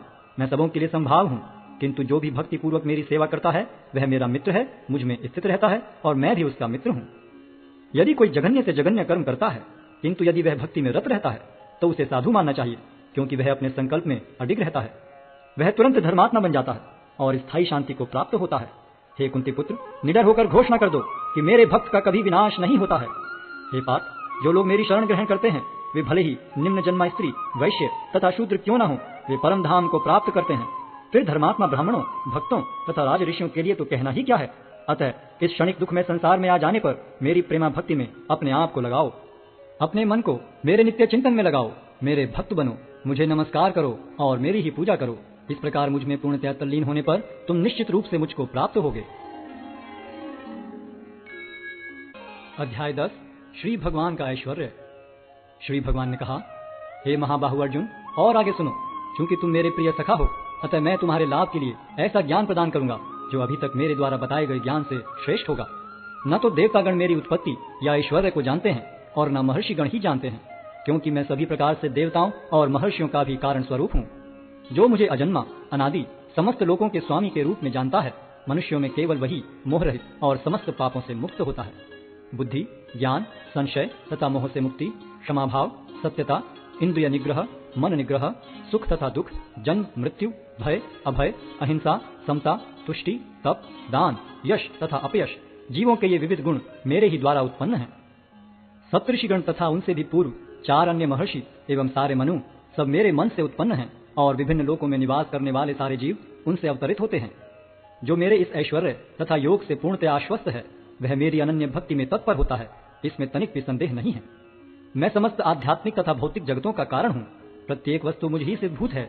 जो बुद्धिमान यह भली भांति जानते हैं, वे मेरी प्रेमा भक्ति में लगते हैं तथा हृदय से पूरी तरह मेरी पूजा में तत्पर होते हैं। मेरे शुद्ध भक्तों के विचार मुझ में वास करते हैं, उनके जीवन मेरी सेवा में अर्पित रहते हैं और वे एक दूसरे को ज्ञान प्रदान करते तथा मेरे विषय में बातें करते हुए परम संतोष तथा आनंद का अनुभव करते हैं। जो प्रेम पूर्वक मेरी सेवा करने में निरंतर लगे रहते हैं, उन्हें मैं ज्ञान प्रदान करता हूँ, जिसके द्वारा वे मुझ तक आ सकते हैं। मैं उन पर विशेष कृपा करने के हेतु उनके हृदयों में वास करते हुए ज्ञान के प्रकाशमान दीपक के द्वारा अज्ञान जन्य अंधकार को दूर करता हूँ। अर्जुन ने कहा, आप परम भगवान, परम धाम, परम पवित्र, परम सत्य हैं। आप नित्य, दिव्य, आदि पुरुष, अजन्मा तथा महानतम हैं। नारद, असित, देवल तथा व्यास जैसे ऋषि आपके सत्य की पुष्टि करते हैं और अब आप स्वयं भी मुझसे प्रकट कह रहे हैं। हे कृष्ण, आपने मुझसे जो कुछ कहा है उसे मैं पूर्णतया सत्य मानता हूँ। हे प्रभु, न तो देवतागण न असुरगण ही आपके स्वरूप को समझ सकते हैं। हे परम पुरुष, हे सबके उद्गम, हे समस्त प्राणियों के स्वामी, हे देवों के देव, हे ब्रह्मांड के प्रभु, निस्संदेह एकमात्र आप ही अपने को अपनी अंतरंगा शक्ति से जानने वाले हैं। कृपा करके विस्तार पूर्वक मुझे अपने उन दैवी ऐश्वर्यों को बताएं जिनके द्वारा आप इन समस्त लोकों में व्याप्त हैं। हे कृष्ण, हे परम योगी, मैं किस तरह आपका निरंतर चिंतन करूं और आपको कैसे जानूं? हे भगवान, आपका स्मरण किन किन रूपों में किया जाए? हे जनार्दन, आप पुनः विस्तार से अपने ऐश्वर्य तथा योग शक्ति का वर्णन करें। मैं आपके विषय में सुनकर कभी तृप्त नहीं होता हूँ, क्योंकि जितना ही आपके विषय में सुनता हूँ उतना ही आपके शब्द अमृत को चखना चाहता हूँ। श्री भगवान ने कहा, हाँ, अब मैं तुमसे अपने मुख्य मुख्य वैभव युक्त रूपों का वर्णन करूंगा, क्योंकि हे अर्जुन, मेरा ऐश्वर्य असीम है। हे अर्जुन, मैं समस्त जीवों के हृदयों में स्थित परमात्मा हूँ। मैं ही समस्त जीवों का आदि, मध्य तथा अंत हूँ। मैं आदित्यों में विष्णु, प्रकाशों में तेजस्वी सूर्य, मरुतों में मरीचि तथा नक्षत्रों में चंद्रमा हूँ। मैं वेदों में सामवेद हूँ, देवों में स्वर्ग का राजा इंद्र हूँ, इंद्रियों में मन हूँ तथा समस्त जीवों में जीवनी शक्ति हूँ। मैं समस्त रुद्रों में शिव हूँ, यक्षों तथा राक्षसों में संपत्ति का देवता कुबेर हूँ, वसुओं में अग्नि हूँ और समस्त पर्वतों में मेरु हूँ। हे अर्जुन, मुझे समस्त पुरोहितों में मुख्य पुरोहित बृहस्पति जानो। मैं ही समस्त सेना नायकों में कार्तिकेय हूँ और समस्त जलाशयों में समुद्र हूँ। मैं महर्षियों में भृगु हूँ, वाणी में दिव्य ओंकार हूँ, समस्त यज्ञों में पवित्र नाम का कीर्तन जप तथा समस्त अचलों में हिमालय हूँ। मैं समस्त वृक्षों में अश्वत्थ वृक्ष हूँ और देवर्षियों में नारद हूँ। मैं गंधर्वों में चित्ररथ हूँ और सिद्ध पुरुषों में कपिल मुनि हूँ। घोड़ों में मुझे उच्चैश्रवा जानो, जो अमृत के लिए समुद्र मंथन के समय उत्पन्न हुआ था। गजराजों में मैं ऐरावत हूँ और मनुष्यों में राजा हूँ। मैं हथियारों में वज्र हूँ, गायों में सुरभि, संतति उत्पत्ति के कारणों में प्रेम का देवता कामदेव तथा सर्पों में वासुकी हूँ। अनेक पर्णों वाले नागों में मैं अनंत हूँ और जलचरों में वरुण देव हूँ। मैं पितरों में अर्यमा हूँ तथा नियमों के निर्वाहकों में मैं मृत्युराज यम हूँ। दैत्यों में मैं भक्तराज प्रहलाद हूँ, दमन करने वालों में काल हूँ, पशुओं में सिंह हूँ तथा पक्षियों में गरुड़ हूँ। समस्त पवित्र करने वालों में मैं वायु हूँ, शस्त्रधारियों में राम, मछलियों में मगर तथा नदियों में गंगा हूँ। हे अर्जुन, मैं समस्त सृष्टियों का आदि, मध्य और अंत हूँ। मैं समस्त विद्याओं में अध्यात्म विद्या हूँ और तर्क शास्त्रियों में मैं निर्णायक सत्य हूँ। अक्षरों में मैं अकार हूँ और समासों में द्वंद्व समास हूँ। मैं शाश्वत काल भी हूँ और सृष्टाओं में ब्रह्मा हूँ। मैं सर्वभक्षी मृत्यु हूँ और मैं ही आगे होने वालों को उत्पन्न करने वाला हूँ।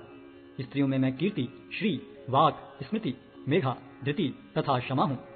मैं सामवेद के गीतों में बृहत साम हूँ और छंदों में गायत्री हूँ। समस्त महीनों में मैं मार्गशीर्ष तथा समस्त ऋतुओं में फूल खिलाने वाली वसंत ऋतु हूँ। मैं छलियों में जुआ हूँ और तेजस्वियों में तेज हूँ। मैं विजय हूँ, साहस हूँ और बलवानों का बल हूँ। मैं वृष्णिवंशियों में वासुदेव और पांडवों में अर्जुन हूँ। मैं समस्त मुनियों में व्यास तथा महान विचारकों में उष्णा हूँ। अराजकता का दमन करने वाले समस्त साधनों में से मैं दंड हूँ और जो विजय के आकांक्षी हैं उनकी मैं नीति हूँ। रहस्यों में मैं मौन हूँ और बुद्धिमानों में मैं ज्ञान हूँ। यही नहीं हे अर्जुन, मैं समस्त सृष्टि का जनक बीज हूँ। ऐसा चर तथा अचर कोई भी प्राणी नहीं है जो मेरे बिना रह सके। हे परंतप, मेरी दैवी विभूतियों का अंत नहीं है। मैंने तुमसे जो कुछ कहा वह तो मेरी अनंत विभूतियों का संकेत मात्र है। तुम जान लो कि सारा ऐश्वर्य, सौंदर्य तथा तेजस्वी सृष्टियां मेरे तेज के एक स्फुलिंग मात्र से उद्भूत हैं। किंतु हे अर्जुन, इस सारे विशद ज्ञान की आवश्यकता क्या है?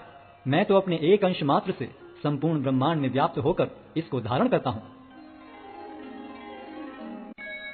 अध्याय 11 विराट रूप। अर्जुन ने कहा, आपने जिन अत्यंत गुह्य आध्यात्मिक विषयों का मुझे उपदेश दिया है उसे सुनकर अब मेरा मोह दूर हो गया है। हे कमल नयन, मैंने आपसे प्रत्येक जीव की उत्पत्ति तथा लय के विषय में विस्तार से सुना है और आपकी अक्षय महिमा का अनुभव किया है। हे पुरुषोत्तम, हे परमेश्वर, यद्यपि आपको मैं अपने समक्ष आपके द्वारा वर्णित आपके वास्तविक रूप में देख रहा हूँ, किंतु मैं यह देखने का इच्छुक हूँ कि आप इस दृश्य जगत में किस प्रकार प्रविष्ट हुए हैं। मैं आपके उसी रूप का दर्शन करना चाहता हूँ। हे प्रभु, हे योगेश्वर, यदि आप सोचते हैं कि मैं आपके विश्व रूप को देखने में समर्थ हो सकता हूँ तो कृपा करके मुझे अपना सीम विश्व रूप दिखलाइए।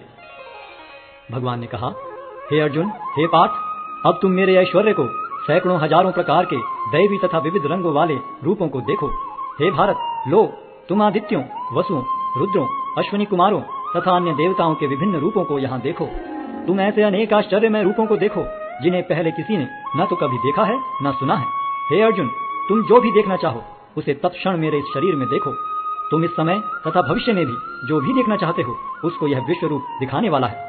यहाँ एक ही स्थान पर चर अचर सब कुछ है, किंतु तुम मुझे अपनी आंखों से नहीं देख सकते, अतः मैं तुम्हें दिव्य आंखें दे रहा हूँ। अब मेरे योग ऐश्वर्य को देखो। संजय ने कहा, हे राजा, इस प्रकार कहकर महायोगेश्वर भगवान ने अर्जुन को अपना विश्व रूप दिखलाया। अर्जुन ने उस विश्व रूप में असंख्य मुख, असंख्य नेत्र तथा असंख्य आश्चर्य में दृश्य देखे। यह रूप अनेक दैवी आभूषणों से अलंकृत था और अनेक दैवी हथियार उठाए हुए था। यह दैवी मालाएं तथा वस्त्र धारण किए था और उस पर अनेक दिव्य सुगंधियां लगी थीं। सब कुछ आश्चर्यमय, तेजमय, असीम तथा सर्वत्र व्याप्त था। यदि आकाश में हजारों सूर्य एक साथ उदय हों तो उनका प्रकाश शायद परम पुरुष के इस विश्व रूप के तेज की समता कर सके। उस समय अर्जुन भगवान के विश्व रूप में एक ही स्थान पर स्थित हजारों भागों में विभक्त ब्रह्मांड के अनंत अंशों को देख सका। तब मोहग्रस्त एवं आश्चर्यचकित रोमांचित हुए अर्जुन ने प्रणाम करने के लिए मस्तक झुकाया और वह हाथ जोड़कर भगवान से प्रार्थना करने लगा। अर्जुन ने कहा, हे भगवान कृष्ण, मैं आपके शरीर में सारे देवताओं तथा अन्य विविध जीवों को एकत्र देख रहा हूँ। मैं कमल पर आसीन ब्रह्मा, शिव जी तथा समस्त ऋषियों एवं दिव्य सर्पों को देख रहा हूँ।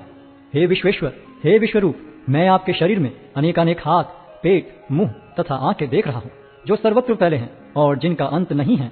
आप में न अंत दिखता है, न मध्य और न आदि। आपके रूप को उसके चकाचौंध तेज के कारण देख पाना कठिन है, क्योंकि वह प्रज्वलित अग्नि की भांति अथवा सूर्य के अपार प्रकाश की भांति चारों ओर फैल रहा है। तो भी मैं इस तेजोमय रूप को सर्वत्र देख रहा हूँ जो अनेक मुकुटों, गदाओं तथा चक्रों से विभूषित है। आप परम आद्य ज्ञेय वस्तु हैं। आप इस ब्रह्मांड के परम आधार हैं। आप अव्यय तथा पुराण पुरुष हैं। आप सनातन धर्म के पालक भगवान हैं। यही मेरा मत है। आप आदि, मध्य तथा अंत से रहित हैं। आपका यश अनंत है। आपकी असंख्य भुजाएं हैं और सूर्य तथा चंद्रमा आपकी आंखें हैं। मैं आपके मुख से प्रज्वलित अग्नि निकलते और आपके तेज से इस संपूर्ण ब्रह्मांड को जलते हुए देख रहा हूँ। यद्यपि आप एक हैं, किंतु आप आकाश तथा सारे लोकों एवं उनके बीच के समस्त अवकाश में व्याप्त हैं। हे महापुरुष, आपके इस अद्भुत तथा भयानक रूप को देखकर सारे लोग भयभीत हैं। देवों का सारा समूह आपकी शरण ले रहा है और आप में प्रवेश कर रहा है। उनमें से कुछ अत्यंत भयभीत होकर हाथ जोड़े आपकी प्रार्थना कर रहे हैं। महर्षियों तथा सिद्धों के समूह कल्याण हो कहकर वैदिक स्तोत्रों का पाठ करते हुए आपकी स्तुति कर रहे हैं। शिव के विविध रूप आदित्यगण, वसु, साध्य, विश्वदेव, दोनों अश्विनी कुमार, मरुदगण, पितृगण, गंधर्व, यक्ष, असुर तथा सिद्धदेव सभी आपको आश्चर्यपूर्वक देख रहे हैं। हे महाबाहु, आपके इस अनेक मुख, नेत्र, बाहु, जंघा, पांव, पेट तथा भयानक दांतों वाले विराट रूप को देखकर देवतागण सहित सभी लोग अत्यंत विचलित हैं और उन्हीं की तरह मैं भी हूँ। हे सर्वव्यापी विष्णु, नाना ज्योतिर्मय रंगों से युक्त आपको आकाश का स्पर्श करते, मुख फैलाए तथा बड़ी बड़ी चमकती आंखें निकाले देखकर भय से मेरा मन विचलित है। मैं न तो धैर्य धारण कर पा रहा हूँ, न मानसिक संतुलन ही पा रहा हूँ। हे देवेश, हे जगन्निवास, आप मुझ पर प्रसन्न हो। मैं इस प्रकार से आपके प्रलयाग्नि स्वरूप मुखों को तथा विकराल दांतों को देखकर अपना संतुलन नहीं रख पा रहा। मैं सब ओर से मोहग्रस्त हो रहा हूँ। धृतराष्ट्र के सारे पुत्र अपने समस्त सहायक राजाओं सहित तथा भीष्म, द्रोण, कर्ण एवं हमारे प्रमुख योद्धा भी आपके विकराल मुख में प्रवेश कर रहे हैं। उनमें से कुछ के शिरों को तो मैं आपके दांतों के बीच चूर्णित हुआ देख रहा हूँ। जिस प्रकार नदियों की अनेक तरंगें समुद्र में प्रवेश करती हैं, उसी प्रकार ये समस्त महान योद्धा भी आपके प्रज्वलित मुखों में प्रवेश कर रहे हैं। मैं समस्त लोगों को पूर्ण वेग से आपके मुख में उसी प्रकार प्रविष्ट होते देख रहा हूँ जिस प्रकार पतंगे अपने विनाश के लिए प्रज्वलित अग्नि में कूद पड़ते हैं। हे विष्णु, मैं देखता हूँ कि आप अपने प्रज्वलित मुखों से सभी दिशाओं के लोगों को निगले जा रहे हैं। आप सारे ब्रह्मांड को अपने तेज से आपूरित करके अपनी विकराल झुलसाती किरणों सहित प्रकट हो रहे हैं। हे देवेश, कृपा करके मुझे बतलाइए कि इतने उग्र रूप में आप कौन हैं। मैं आपको नमस्कार करता हूँ, कृपा करके मुझ पर प्रसन्न हो। आप आदि भगवान हैं। मैं आपको जानना चाहता हूँ, क्योंकि मैं नहीं जान पा रहा हूँ कि आपका प्रयोजन क्या है। भगवान ने कहा, समस्त जगतों को विनष्ट करने वाला काल मैं हूँ और मैं यहाँ समस्त लोगों का विनाश करने के लिए आया हूँ। तुम्हारे सिवा दोनों पक्षों के सारे योद्धा मारे जाएंगे। अतः उठो, लड़ने के लिए तैयार हो और यश अर्जित करो। अपने शत्रुओं को जीतकर संपन्न राज्य का भोग करो। ये सब मेरे द्वारा पहले ही मारे जा चुके हैं। और हे सव्यसाची, तुम तो युद्ध में केवल निमित्त मात्र हो सकते हो। द्रोण, भीष्म, जयद्रथ, कर्ण तथा अन्य महान योद्धा पहले ही मेरे द्वारा मारे जा चुके हैं। अतः तुम उनका वध करो और तनिक भी विचलित न हो। तुम केवल युद्ध करो। युद्ध में तुम अपने शत्रुओं को परास्त करोगे। संजय ने धृतराष्ट्र से कहा, हे राजा, भगवान के मुख से इन वचनों को सुनकर कांपते हुए अर्जुन ने हाथ जोड़कर उन्हें बारंबार नमस्कार किया। फिर उसने भयभीत होकर अवरुद्ध स्वर में कृष्ण से इस प्रकार कहा। अर्जुन ने कहा, हे ऋषिकेश, आपके नाम के श्रवण से संसार हर्षित होता है और सभी लोग आपके प्रति अनुरक्त होते हैं। यद्यपि सिद्ध पुरुष आपको नमस्कार करते हैं, किंतु असुरगण भयभीत हैं और इधर उधर भाग रहे हैं। यह ठीक ही हुआ है। हे महात्मा, आप ब्रह्मा से भी बढ़कर हैं। आप आदि सृष्टा हैं, तो फिर वे आपको सादर नमस्कार क्यों न करें। हे अनंत, हे देवेश, हे जगन्निवास, आप परम स्रोत, अक्षर, कारणों के कारण तथा इस भौतिक जगत से परे हैं। आप आदि देव, सनातन पुरुष तथा इस दृश्य जगत के परम आश्रय हैं। आप सब कुछ जानने वाले हैं और आप ही वह सब कुछ हैं जो जानने योग्य है। आप भौतिक गुणों से परे परम आश्रय हैं। हे अनंत रूप, यह संपूर्ण दृश्य जगत आपसे व्याप्त है। आप वायु हैं तथा परम नियंता भी हैं। आप अग्नि हैं, जल हैं तथा चंद्रमा हैं। आप आदि जीव ब्रह्मा हैं और आप प्रपितामह हैं। अतः आपको 1000 बार नमस्कार है और पुनः पुनः नमस्कार है। आपको आगे, पीछे तथा चारों ओर से नमस्कार है। हे असीम शक्ति, आप अनंत पराक्रम के स्वामी हैं। आप सर्वव्यापी हैं, अतः आप सब कुछ हैं। आपको अपना मित्र मानते हुए मैंने हठपूर्वक आपको हे कृष्ण, हे यादव, हे सखा जैसे संबोधनों से पुकारा है, क्योंकि मैं आपकी महिमा को नहीं जानता था। मैंने मूर्तावश या प्रेमवश जो कुछ भी किया है, कृपया उसके लिए मुझे क्षमा कर दें। यही नहीं, मैंने कई बार आराम करते समय एक साथ लेटे हुए या साथ साथ खाते या बैठे हुए, कभी अकेले तो कभी अनेक मित्रों के समक्ष आपका अनादर किया है। हे अच्युत, मेरे इन समस्त अपराधों को क्षमा करें। आप इस चर तथा अचर संपूर्ण दृश्य जगत के जनक हैं। आप परम पूज्य महान आध्यात्मिक गुरु हैं। न तो कोई आपके तुल्य है, न ही कोई आपके समान हो सकता है। हे अतुल शक्ति वाले प्रभु, भला तीनों लोकों में आपसे बढ़कर कोई कैसे हो सकता है। आप प्रत्येक जीव द्वारा पूजनीय भगवान हैं। अतः मैं गिरकर सादर प्रणाम करता हूँ और आपकी कृपा की याचना करता हूँ। जिस प्रकार पिता अपने पुत्र की ठिठाई सहन करता है, या मित्र अपने मित्र की घृष्टता सह लेता है, या प्रिय अपनी प्रिया का अपराध सहन कर लेता है, उसी प्रकार आप कृपा करके मेरी त्रुटियों को सहन कर लें। पहले कभी न देखे गए आपके इस विराट रूप का दर्शन करके मैं पुलकित हो रहा हूँ, किंतु साथ ही मेरा मन भयभीत हो रहा है। अतः आप मुझ पर कृपा करें और हे देवेश, हे जगन्निवास, अपना पुरुषोत्तम भगवत स्वरूप पुनः दिखाएं। हे विराट रूप, हे सहस्त्रभुज भगवान, मैं आपके मुकुटधारी चतुर्भुज रूप का दर्शन करना चाहता हूँ, जिसमें आप अपने चारों हाथों में शंख, चक्र, गदा तथा पद्म धारण किए हुए हों। मैं उसी रूप को देखने की इच्छा करता हूँ। भगवान ने कहा, हे अर्जुन, मैंने प्रसन्न होकर अपनी अंतरंगा शक्ति के बल पर तुम्हें इस संसार में अपने इस परम विश्व रूप का दर्शन कराया है। इसके पूर्व अन्य किसी ने इस असीम तथा तेजोमय आदि रूप को कभी नहीं देखा था। हे कुरुश्रेष्ठ, तुमसे पूर्व मेरे इस विश्व रूप को किसी ने नहीं देखा, क्योंकि मैं न तो वेदाध्ययन के द्वारा, न यज्ञ, दान, पुण्य या कठिन तपस्या के द्वारा इस रूप में इस संसार में देखा जा सकता हूँ। तुम मेरे इस भयानक रूप को देखकर अत्यंत विचलित एवं मोहित हो गए हो। अब इसे समाप्त करता हूँ। हे मेरे भक्त, तुम समस्त चिंताओं से पुनः मुक्त हो जाओ। तुम शांत चित्त से अब अपना इच्छित रूप देख सकते हो। संजय ने धृतराष्ट्र से कहा। अर्जुन से इस प्रकार कहने के बाद भगवान कृष्ण ने अपना असली चतुर्भुज रूप प्रकट किया और अंत में 2 भुजाओं वाला अपना रूप प्रदर्शित करके भयभीत अर्जुन को धैर्य बंधाया। जब अर्जुन ने कृष्ण को उनके आदि रूप में देखा तो कहा, हे जनार्दन, आपके इस अति सुंदर मानवीय रूप को देखकर मैं अब स्थिर चित्त हूँ और मैंने अपनी प्राकृत अवस्था प्राप्त कर ली है। श्री भगवान ने कहा, हे अर्जुन, तुम मेरे जिस रूप को इस समय देख रहे हो उसे देख पाना अत्यंत दुष्कर है। यहाँ तक कि देवता भी इस अत्यंत प्रिय रूप को देखने की ताक में रहते हैं। तुम अपने दिव्य नेत्रों से जिस रूप का दर्शन कर रहे हो उसे न तो वेदाध्ययन से, न कठिन तपस्या से, न दान से, न पूजा से ही जाना जा सकता है। कोई इन साधनों के द्वारा मुझे मेरे रूप में नहीं देख सकता। हे अर्जुन, केवल अनन्य भक्ति द्वारा मुझे उस रूप में समझा जा सकता है जिस रूप में मैं तुम्हारे समक्ष खड़ा हूँ, और इसी प्रकार मेरा साक्षात दर्शन भी किया जा सकता है। केवल इसी विधि से तुम मेरे ज्ञान के रहस्य को पा सकते हो।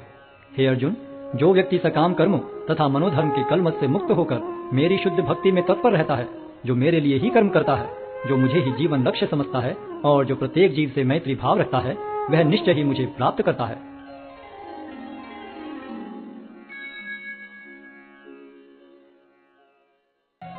अध्याय 12 भक्ति योग। अर्जुन ने पूछा, जो आपकी सेवा में सदैव तत्पर रहते हैं या जो अव्यक्त निर्विशेष ब्रह्म की पूजा करते हैं, इन दोनों में से किसे अधिक पूर्ण माना जाए? श्री भगवान ने कहा, जो लोग अपने मन को मेरे साकार रूप में एकाग्र करते हैं और अत्यंत श्रद्धापूर्वक मेरी पूजा करने में सदैव लगे रहते हैं, वे मेरे द्वारा परम सिद्ध माने जाते हैं। लेकिन जो लोग अपनी इंद्रियों को वश में करके तथा सबों के प्रति संभाव रखकर परम सत्य की निराकार कल्पना के अंतर्गत उस अव्यक्त की पूरी तरह से पूजा करते हैं, जो इंद्रियों की अनुभूति के परे है, सर्वव्यापी है, अकल्पनीय है, अपरिवर्तनीय है, अचल तथा ध्रुव है, वे समस्त लोगों के कल्याण में संलग्न रहकर अंततः मुझे प्राप्त करते हैं। जिन लोगों के मन परमेश्वर के अव्यक्त निराकार स्वरूप के प्रति आसक्त हैं, उनके लिए प्रगति कर पाना अत्यंत कष्टप्रद है। देहधारियों के लिए उस क्षेत्र में प्रगति कर पाना सदैव दुष्कर होता है।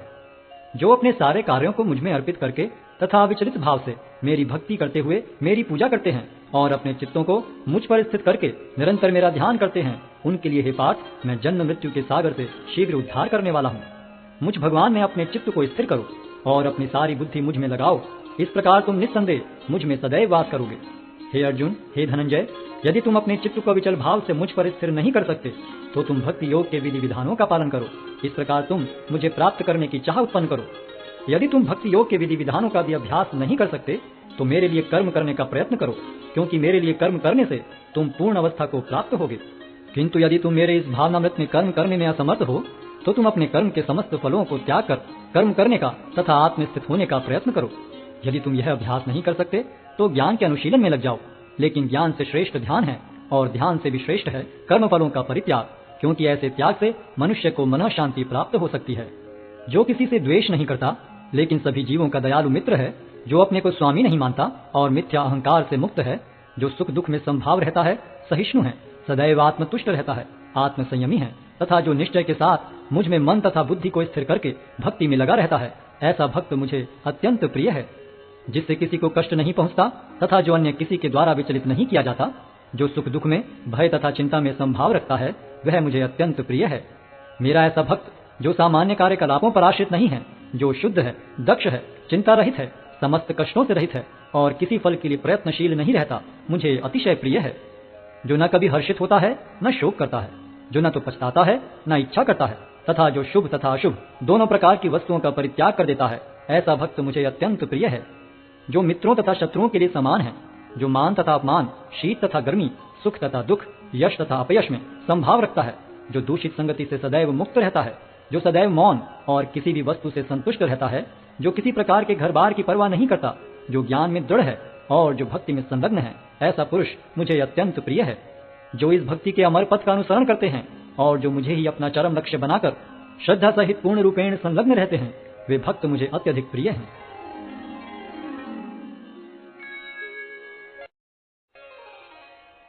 अध्याय 13 प्रकृति, पुरुष तथा चेतना। अर्जुन ने कहा, हे कृष्ण, मैं प्रकृति एवं पुरुष, क्षेत्र एवं क्षेत्रज्ञ तथा ज्ञान एवं ज्ञेय के विषय में जानने का इच्छुक हूँ। श्री भगवान ने कहा, हे कुंती पुत्र, यह शरीर क्षेत्र कहलाता है और इस क्षेत्र को जानने वाला क्षेत्रज्ञ है। हे भरतवंशी, तुम्हें ज्ञात होना चाहिए कि मैं भी समस्त शरीरों में ज्ञाता भी हूँ और इस शरीर तथा इसके ज्ञाता को जान लेना ज्ञान कहलाता है, ऐसा मेरा मत है। अब तुम मुझसे यह सब संक्षेप में सुनो कि कर्म क्षेत्र क्या है, यह किस प्रकार बना है, इसमें क्या परिवर्तन होते हैं, यह कहाँ से उत्पन्न होता है इस कर्म क्षेत्र को जानने वाला कौन है और उसके क्या प्रभाव हैं। विभिन्न वैदिक ग्रंथों में विभिन्न ऋषियों ने कार्यकलापों के क्षेत्र तथा उन कार्यकलापों के ज्ञाता के ज्ञान का वर्णन किया है। इसे विशेष रूप से वेदांत सूत्र में कार्य कारण के समस्त तर्क समेत प्रस्तुत किया गया है। पंच महाभूत, अहंकार, बुद्धि, अव्यक्त, 10 इंद्रियां तथा मन, 5 इंद्रिय विषय, इच्छा, द्वेष, सुख, दुख, संघात, जीवन के लक्षण तथा धैर्य, इन सब को संक्षेप में कर्म का क्षेत्र तथा उसकी अंतःक्रियाएं कहा जाता है। विनम्रता, दंभहीनता, अहिंसा, सहिष्णुता, सरलता, प्रामाणिक गुरु के पास जाना, पवित्रता, स्थिरता, आत्मसंयम, इंद्रिय तृप्ति के विषयों का परित्याग, अहंकार का अभाव, जन्म, मृत्यु, वृद्धावस्था तथा रोग के दोषों की अनुभूति, वैराग्य, संतान, स्त्री, घर तथा अन्य वस्तुओं की ममता से मुक्ति, अच्छी तथा बुरी घटनाओं के प्रति संभाव, मेरे प्रति निरंतर अनन्य भक्ति, एकांत स्थान में रहने की इच्छा, जन समूह से विलगाव, आत्म साक्षात्कार की महत्ता को स्वीकारना तथा परम सत्य की दार्शनिक खोज, इन सब को मैं ज्ञान घोषित करता हूँ और इनके अतिरिक्त जो भी है वह सब अज्ञान है। अब मैं तुम्हें ज्ञेय के विषय में बतलाऊंगा, जिसे जानकर तुम नित्य ब्रह्म का आस्वादन कर सकोगे। यह ब्रह्म या आत्मा जो अनादि है और मेरे अधीन है, इस भौतिक जगत के कार्य कारण से परे स्थित है। उनके हाथ, पांव, आंखें, सिर तथा मुंह तथा उनके कान सर्वत्र हैं। इस प्रकार परमात्मा सभी वस्तुओं में व्याप्त होकर अवस्थित है। परमात्मा समस्त इंद्रियों के मूल स्रोत हैं, फिर भी वे इंद्रियों से रहित हैं। वे समस्त जीवों के पालन करता होकर भी अनासक्त हैं। वे प्रकृति के गुणों से परे हैं, फिर भी वे भौतिक प्रकृति के समस्त गुणों के स्वामी हैं। परम सत्य जड़ तथा जंगम समस्त जीवों के बाहर तथा भीतर स्थित हैं। सूक्ष्म होने के कारण वे भौतिक इंद्रियों के द्वारा जानने या देखने से परे हैं। यद्यपि वे अत्यंत दूर रहते हैं, किंतु हम सबों के निकट भी हैं। यद्यपि परमात्मा समस्त जीवों के मध्य विभाजित प्रतीत होता है, लेकिन वह कभी भी विभाजित नहीं है। वह एक रूप में स्थित है। यद्यपि वह प्रत्येक जीव का पालन करता है, लेकिन यह समझना चाहिए कि वह सबों का संहार करता है और सबों को जन्म देता है। वे समस्त प्रकाशमान वस्तुओं के प्रकाश स्रोत हैं। वे भौतिक अंधकार से परे हैं और अगोचर हैं। वे ज्ञान हैं, ज्ञेय हैं और ज्ञान के लक्ष्य हैं। वे सबके हृदय में स्थित हैं। इस प्रकार मैंने कर्म क्षेत्र, ज्ञान तथा ज्ञेय का संक्षेप में वर्णन किया है। इसे केवल मेरे भक्त ही पूरी तरह समझ सकते हैं और इस तरह मेरे स्वभाव को प्राप्त होते हैं। प्रकृति तथा जीवों को अनादि समझना चाहिए। उनके विकार तथा गुण प्रकृति जन्य हैं। प्रकृति समस्त भौतिक कारणों तथा कार्यों की हेतु कही जाती है और जीव इस संसार में विविध सुख दुख के भोग का कारण कहा जाता है। इस प्रकार जीव प्रकृति के तीनों गुणों का भोग करता हुआ प्रकृति में ही जीवन बिताता है। यह उस प्रकृति के साथ उसकी संगति के कारण है। इस तरह उसे उत्तम तथा अघम योनियां मिलती रहती हैं। तो भी इस शरीर में एक अन्य दिव्य भोक्ता है जो ईश्वर है, परम स्वामी है और साक्षी तथा अनुमति देने वाले के रूप में विद्यमान है और जो परमात्मा कहलाता है। जो व्यक्ति प्रकृति, जीव तथा प्रकृति के गुणों की अंतःक्रिया से संबंधित इस विचारधारा को समझ लेता है, उसे मुक्ति की प्राप्ति सुनिश्चित है। उसकी वर्तमान स्थिति चाहे जैसी हो, यहाँ पर उसका पुनर्जन्म नहीं होगा। कुछ लोग परमात्मा को ध्यान के द्वारा अपने भीतर देखते हैं, तो दूसरे लोग ज्ञान के अनुशीलन द्वारा, और कुछ ऐसे हैं जो निष्काम कर्म योग द्वारा देखते हैं। ऐसे भी लोग हैं जो यद्यपि आध्यात्मिक ज्ञान से अवगत नहीं होते, पर अन्यों से परम पुरुष के विषय में सुनकर उनकी पूजा करने लगते हैं। ये लोग भी प्रामाणिक पुरुषों से श्रवण करने की मनोवृत्ति होने के कारण जन्म तथा मृत्यु के पथ को पार कर जाते हैं। हे भरतवंशियों में श्रेष्ठ, यह जान लो कि चर तथा अचर जो भी तुम्हें अस्तित्व में दिख रहा है, वह कर्म क्षेत्र तथा क्षेत्र के ज्ञाता का संयोग मात्र है। जो परमात्मा को समस्त शरीरों में आत्मा के साथ देखता है और जो यह समझता है कि इस नश्वर शरीर के भीतर न तो आत्मा न ही परमात्मा कभी भी विनष्ट होता है, वही वास्तव में देखता है। जो व्यक्ति परमात्मा को सर्वत्र तथा प्रत्येक जीव में समान रूप से वर्तमान देखता है, वह अपने मन के द्वारा अपने आप को भ्रष्ट नहीं करता। इस प्रकार वह दिव्य गंतव्य को प्राप्त करता है। जो यह देखता है कि सारे कार्य शरीर द्वारा संपन्न किए जाते हैं, जिसकी उत्पत्ति प्रकृति से हुई है, और जो देखता है कि आत्मा कुछ भी नहीं करता, वही यथार्थ में देखता है। जब विवेकवान व्यक्ति विभिन्न भौतिक शरीरों के कारण विभिन्न स्वरूपों को देखना बंद कर देता है और यह देखता है कि किस प्रकार से जीव सर्वत्र फैले हुए हैं, तो वह ब्रह्म बोध को प्राप्त होता है। शाश्वत दृष्टि संपन्न लोग यह देख सकते हैं कि अविनाशी आत्मा दिव्य, शाश्वत तथा गुणों से अतीत है। हे अर्जुन, भौतिक शरीर के साथ संपर्क होते हुए भी आत्मा न तो कुछ करता है और न लिप्त होता है। यद्यपि आकाश सर्वव्यापी है, किंतु अपनी सूक्ष्म प्रकृति के कारण किसी वस्तु से लिप्त नहीं होता। इसी तरह ब्रह्म दृष्टि में स्थित आत्मा शरीर में स्थित रहते हुए भी शरीर से लिप्त नहीं होता। हे भरतपुत्र, जिस प्रकार सूर्य अकेले इस सारे ब्रह्मांड को प्रकाशित करता है, उसी प्रकार शरीर के भीतर स्थित एक आत्मा सारे शरीर को चेतना से प्रकाशित करता है। जो लोग ज्ञान के चक्षुओं से शरीर तथा शरीर के ज्ञाता के अंतर को देखते हैं और भव बंधन से मुक्ति की विधि को भी जानते हैं, उन्हें परम लक्ष्य प्राप्त होता है।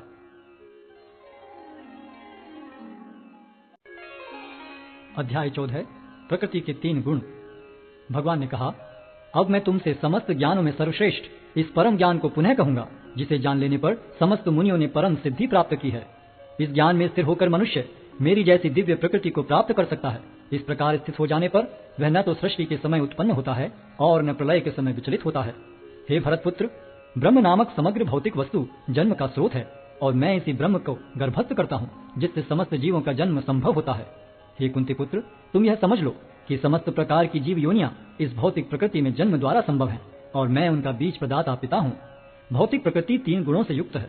ये हैं सतो, रजो तथा तमोगुण। हे महाबाहु अर्जुन, जब शाश्वत जीव प्रकृति के संसर्ग में आता है तो वह इन गुणों से बंध जाता है। हे निष्पाप, सतोगुण अन्य गुणों की अपेक्षा अधिक शुद्ध होने के कारण प्रकाश प्रदान करने वाला और मनुष्यों को सारे पाप कर्मों से मुक्त करने वाला है। जो लोग इस गुण में स्थित होते हैं वे सुख तथा ज्ञान के भाव से बंध जाते हैं।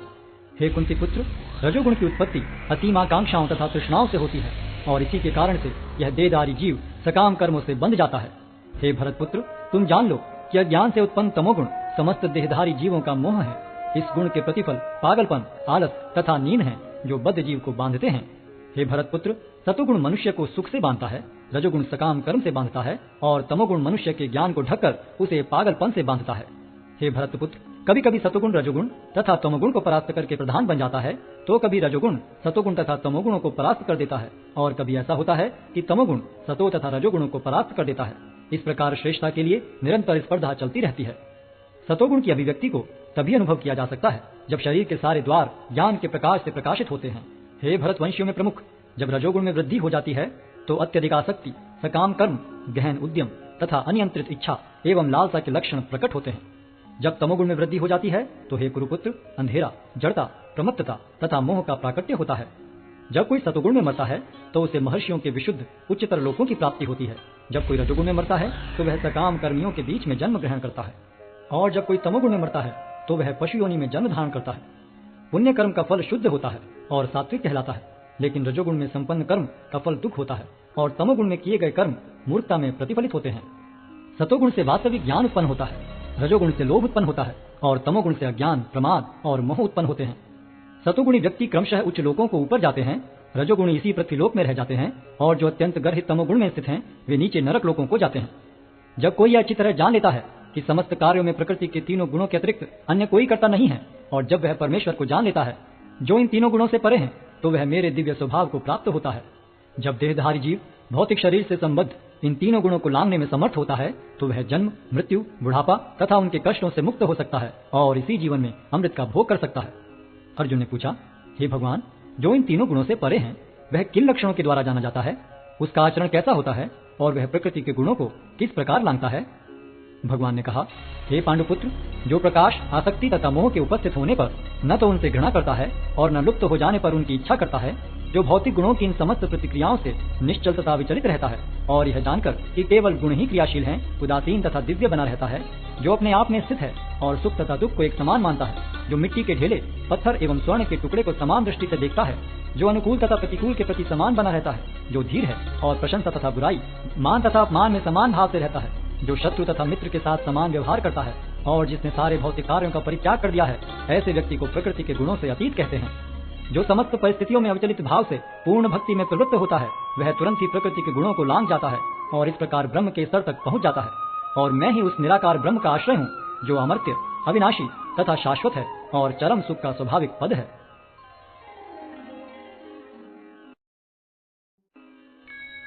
अध्याय 15 पुरुषोत्तम योग। भगवान ने कहा जाता है कि एक शाश्वत अश्वत्थ वृक्ष है जिसकी जड़ें तो ऊपर की ओर हैं और शाखाएं नीचे की ओर तथा पत्तियां वैदिक स्तोत्र हैं। जो इस वृक्ष को जानता है वह वेदों का ज्ञाता है। इस वृक्ष की शाखाएं ऊपर तथा नीचे फैली हुई हैं और प्रकृति के 3 गुणों द्वारा पोषित हैं। इसकी टहनियां इंद्रिय विषय हैं। इस वृक्ष की जड़ें नीचे की ओर भी जाती हैं, जो मानव समाज के सकाम कर्मों से बंधी हुई हैं। इस वृक्ष के वास्तविक स्वरूप का अनुभव इस जगत में नहीं किया जा सकता। कोई भी नहीं समझ सकता कि इसका आदि कहाँ है, अंत कहाँ है या इसका आधार कहाँ है। लेकिन मनुष्य को चाहिए कि इस जड़ मूल वाले वृक्ष को विरक्ति के शस्त्र से काट गिराए। तत्पश्चात उसे ऐसे स्थान की खोज करनी चाहिए जहां जाकर लौटना न पड़े और जहां उस भगवान की शरण ग्रहण कर ली जाए जिससे अनादिकाल से प्रत्येक वस्तु का सूत्रपात तथा विस्तार होता आया है, जो झूठी प्रतिष्ठा, मोह तथा कुसंगति से मुक्त है। जो शाश्वत तत्व को समझते हैं, जिन्होंने भौतिक काम को नष्ट कर दिया है, जो सुख तथा दुख के द्वंद्व से मुक्त हैं और जो मोहरहित होकर परम पुरुष के शरणागत होना जानते हैं, वे उस शाश्वत राज्य को प्राप्त होते हैं। वह मेरा परम धाम न तो सूर्य या चंद्र के द्वारा प्रकाशित होता है और न अग्नि या बिजली से। जो लोग वहां पहुंच जाते हैं वे इस भौतिक जगत में फिर से लौट कर नहीं आते। इस बद्ध जगत में सारे जीव मेरे शाश्वत अंश हैं। बद्ध जीवन के कारण वे 6 इंद्रियों से घोर संघर्ष कर रहे हैं, जिनमें मन भी सम्मिलित है। इस संसार में जीव अपनी देहात्म बुद्धि को एक शरीर से दूसरे में उसी तरह ले जाता है जिस तरह वायु सुगंधि को ले जाता है। इस प्रकार वह एक शरीर धारण करता है और फिर इसे त्याग कर दूसरा शरीर धारण करता है।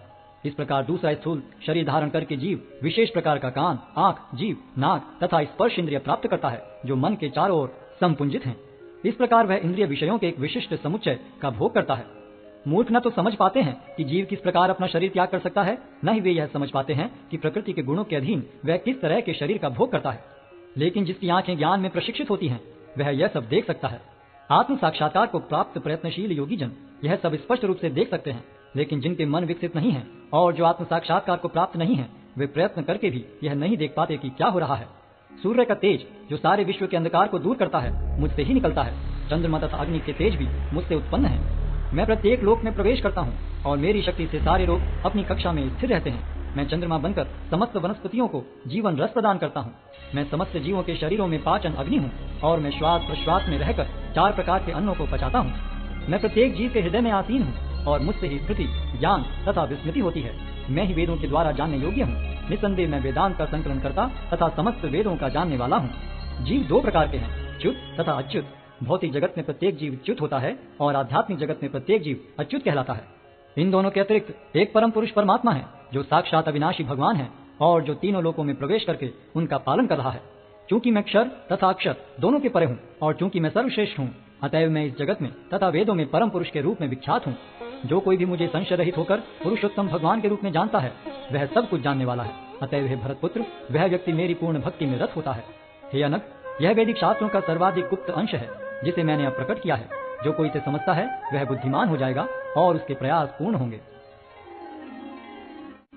अध्याय 16 दैवी तथा आसुरी स्वभाव। भगवान ने कहा, हे भरतपुत्र, निर्भयता, आत्मशुद्धि, आध्यात्मिक ज्ञान का अनुशीलन, दान, आत्मसंयम, यज्ञ परायणता, वेदाध्ययन, तपस्या, सरलता, अहिंसा, सत्यता, क्रोध विहीनता, त्याग, शांति, छिद्रान्वेषण में रुचि, समस्त जीवों पर करुणा, लोभ विहीनता, भद्रता, लज्जा, संकल्प, तेज, क्षमा, धैर्य, पवित्रता, ईर्ष्या तथा सम्मान की अभिलाषा से मुक्ति, ये सारे दिव्य गुण हैं जो दैवी प्रकृति से संपन्न देवतुल्य पुरुषों में पाए जाते हैं। हे प्रतापुत्र, दंभ, दर्प, अभिमान, क्रोध, कठोरता तथा ज्ञान ये आसुरी स्वभाव वालों के गुण हैं। दिव्य गुण मोक्ष के लिए अनुकूल हैं और आसुरी गुण बंधन दिलाने के लिए हैं। हे पांडुपुत्र, तुम चिंता मत करो, क्योंकि तुम दैवी गुणों से युक्त होकर जन्मे हो। हे प्रतापुत्र, इस संसार में सृजित प्राणी 2 प्रकार के हैं, दैवी तथा आसुरी। मैं पहले ही विस्तार से तुम्हें दैवी गुण बतला चुका हूँ। अब मुझसे आसुरी गुणों के विषय में सुनो। जो आसुरी हैं वे यह नहीं जानते कि क्या करना चाहिए और क्या नहीं करना चाहिए। उनमें न तो पवित्रता, न उचित आचरण और न ही सत्य पाया जाता है। वे कहते हैं कि यह जगत मिथ्या है, इसका कोई आधार नहीं है और इसका नियमन किसी ईश्वर द्वारा नहीं होता। उनका कहना है कि यह कामेच्छा से उत्पन्न होता है और काम के अतिरिक्त कोई अन्य कारण नहीं है। ऐसे निष्कर्षों का अनुगमन करते हुए आसुरी लोग, जिन्होंने आत्मज्ञान खो दिया है और जो बुद्धिहीन हैं, ऐसे अनुपयोगी एवं भयावह कार्यों में प्रवृत्त होते हैं जो संसार का विनाश करने के लिए होता है। कभी न संतुष्ट होने वाले काम का आश्रय लेकर तथा गर्व के मद एवं मिथ्या प्रतिष्ठा में डूबे हुए आसुरी लोग इस तरह मोहग्रस्त होकर सदैव क्षणभंगुर वस्तुओं के द्वारा अपवित्र कर्म का व्रत लिए रहते हैं। उनका विश्वास है कि इंद्रियों की तुष्टि ही मानव सभ्यता की मूल आवश्यकता है। इस प्रकार मरण काल तक उनको अपार चिंता होती रहती है। वे लाखों इच्छाओं के जाल में बंधकर तथा काम और क्रोध में लीन होकर इंद्रिय तृप्ति के लिए अवैध ढंग से धन संग्रह करते हैं। आसुरी व्यक्ति सोचता है, आज मेरे पास इतना धन है और अपनी योजनाओं से मैं और अधिक धन कमाऊंगा। इस समय मेरे पास इतना है, किंतु भविष्य में यह बढ़कर और अधिक हो जाएगा। वह मेरा शत्रु है और मैंने उसे मार दिया है और मेरे अन्य शत्रु भी मार दिए जाएंगे। मैं सभी वस्तुओं का स्वामी हूँ, मैं भोक्ता हूँ, मैं सिद्ध, शक्तिमान तथा सुखी हूँ। मैं सबसे धनी व्यक्ति हूँ और मेरे आसपास मेरे कुलीन संबंधी हैं। कोई अन्य मेरे समान शक्तिमान तथा सुखी नहीं है।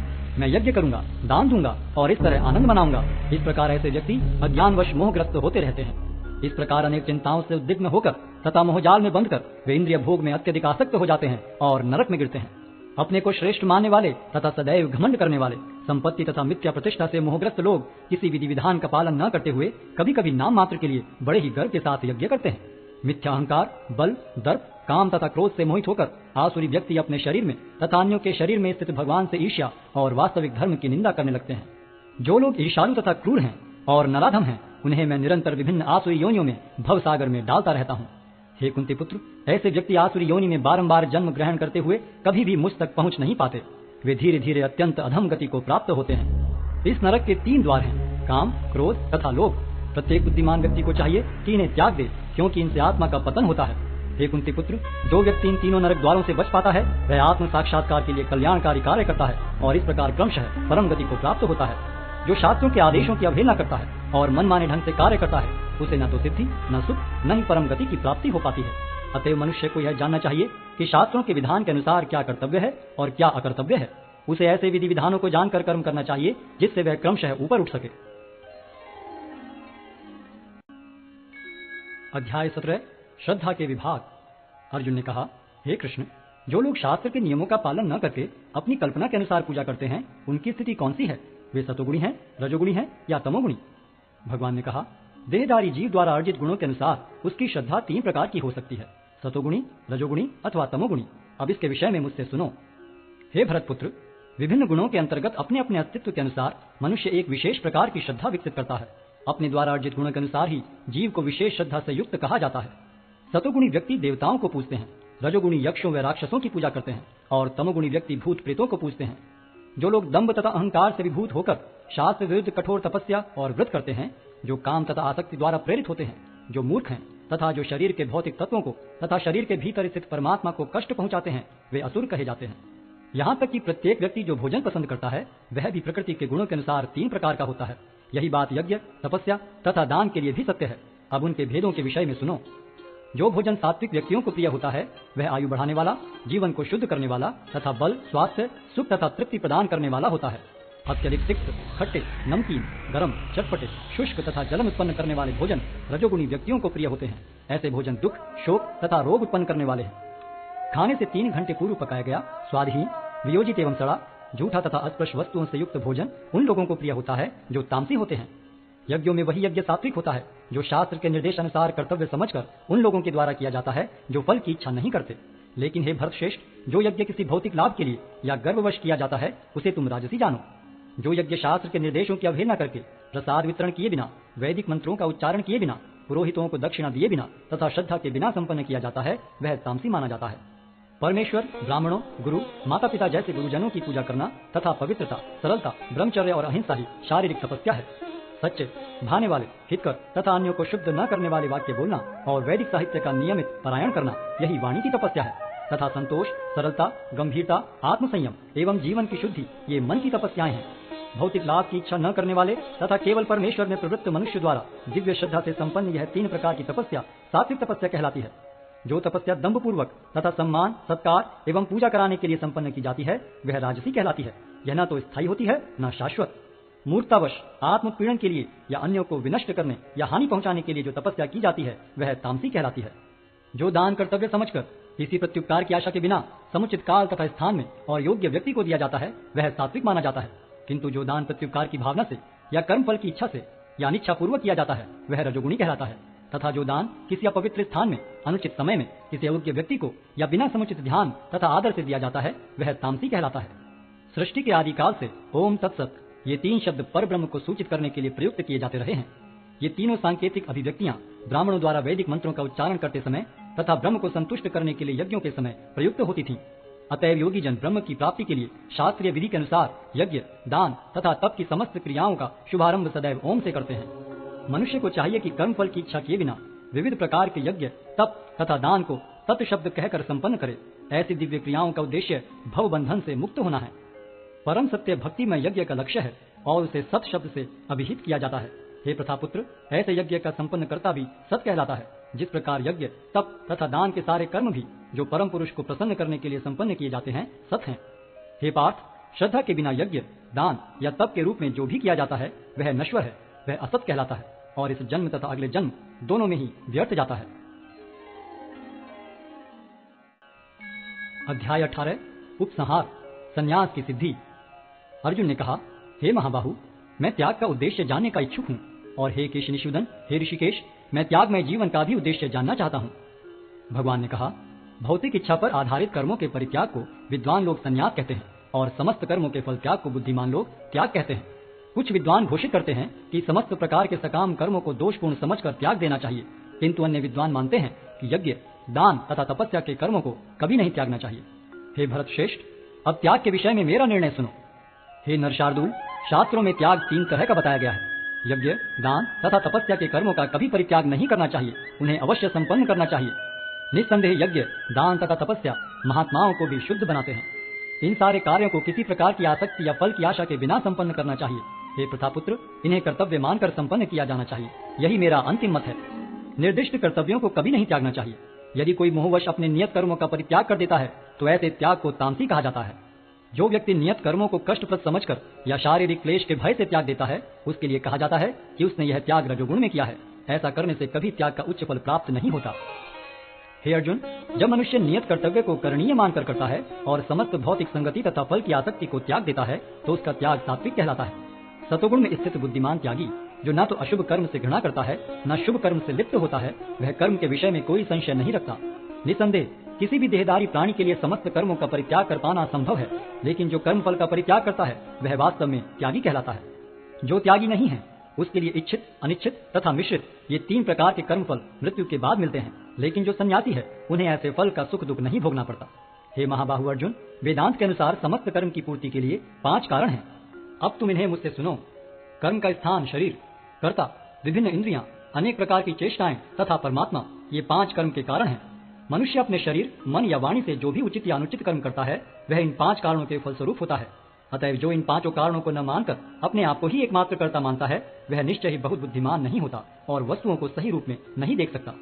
जो मिथ्या अहंकार से प्रेरित नहीं है, जिसकी बुद्धि बंधी नहीं है, वह इस संसार में मनुष्यों को मारता हुआ भी नहीं मारता, न ही वह अपने कर्मों से बंधा होता है।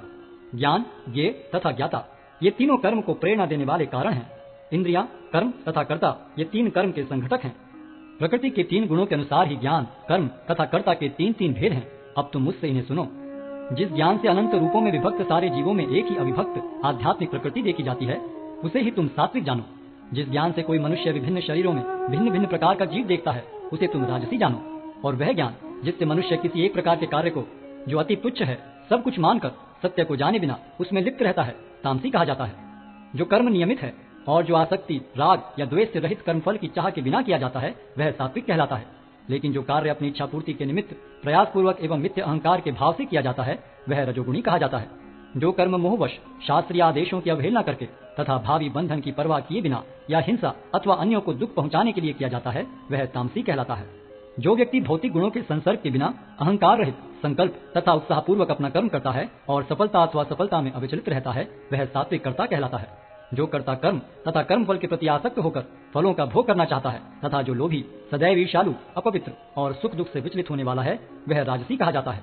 जो कर्ता सदा शास्त्रों के आदेशों के विरुद्ध कार्य करता रहता है, जो भौतिकवादी, हठी, कपटी तथा अन्यों का अपमान करने में पटु है तथा जो आलसी, सदैव खिन्न तथा काम करने में दीर्घ सूत्री है वह तमोगुणी कहलाता है।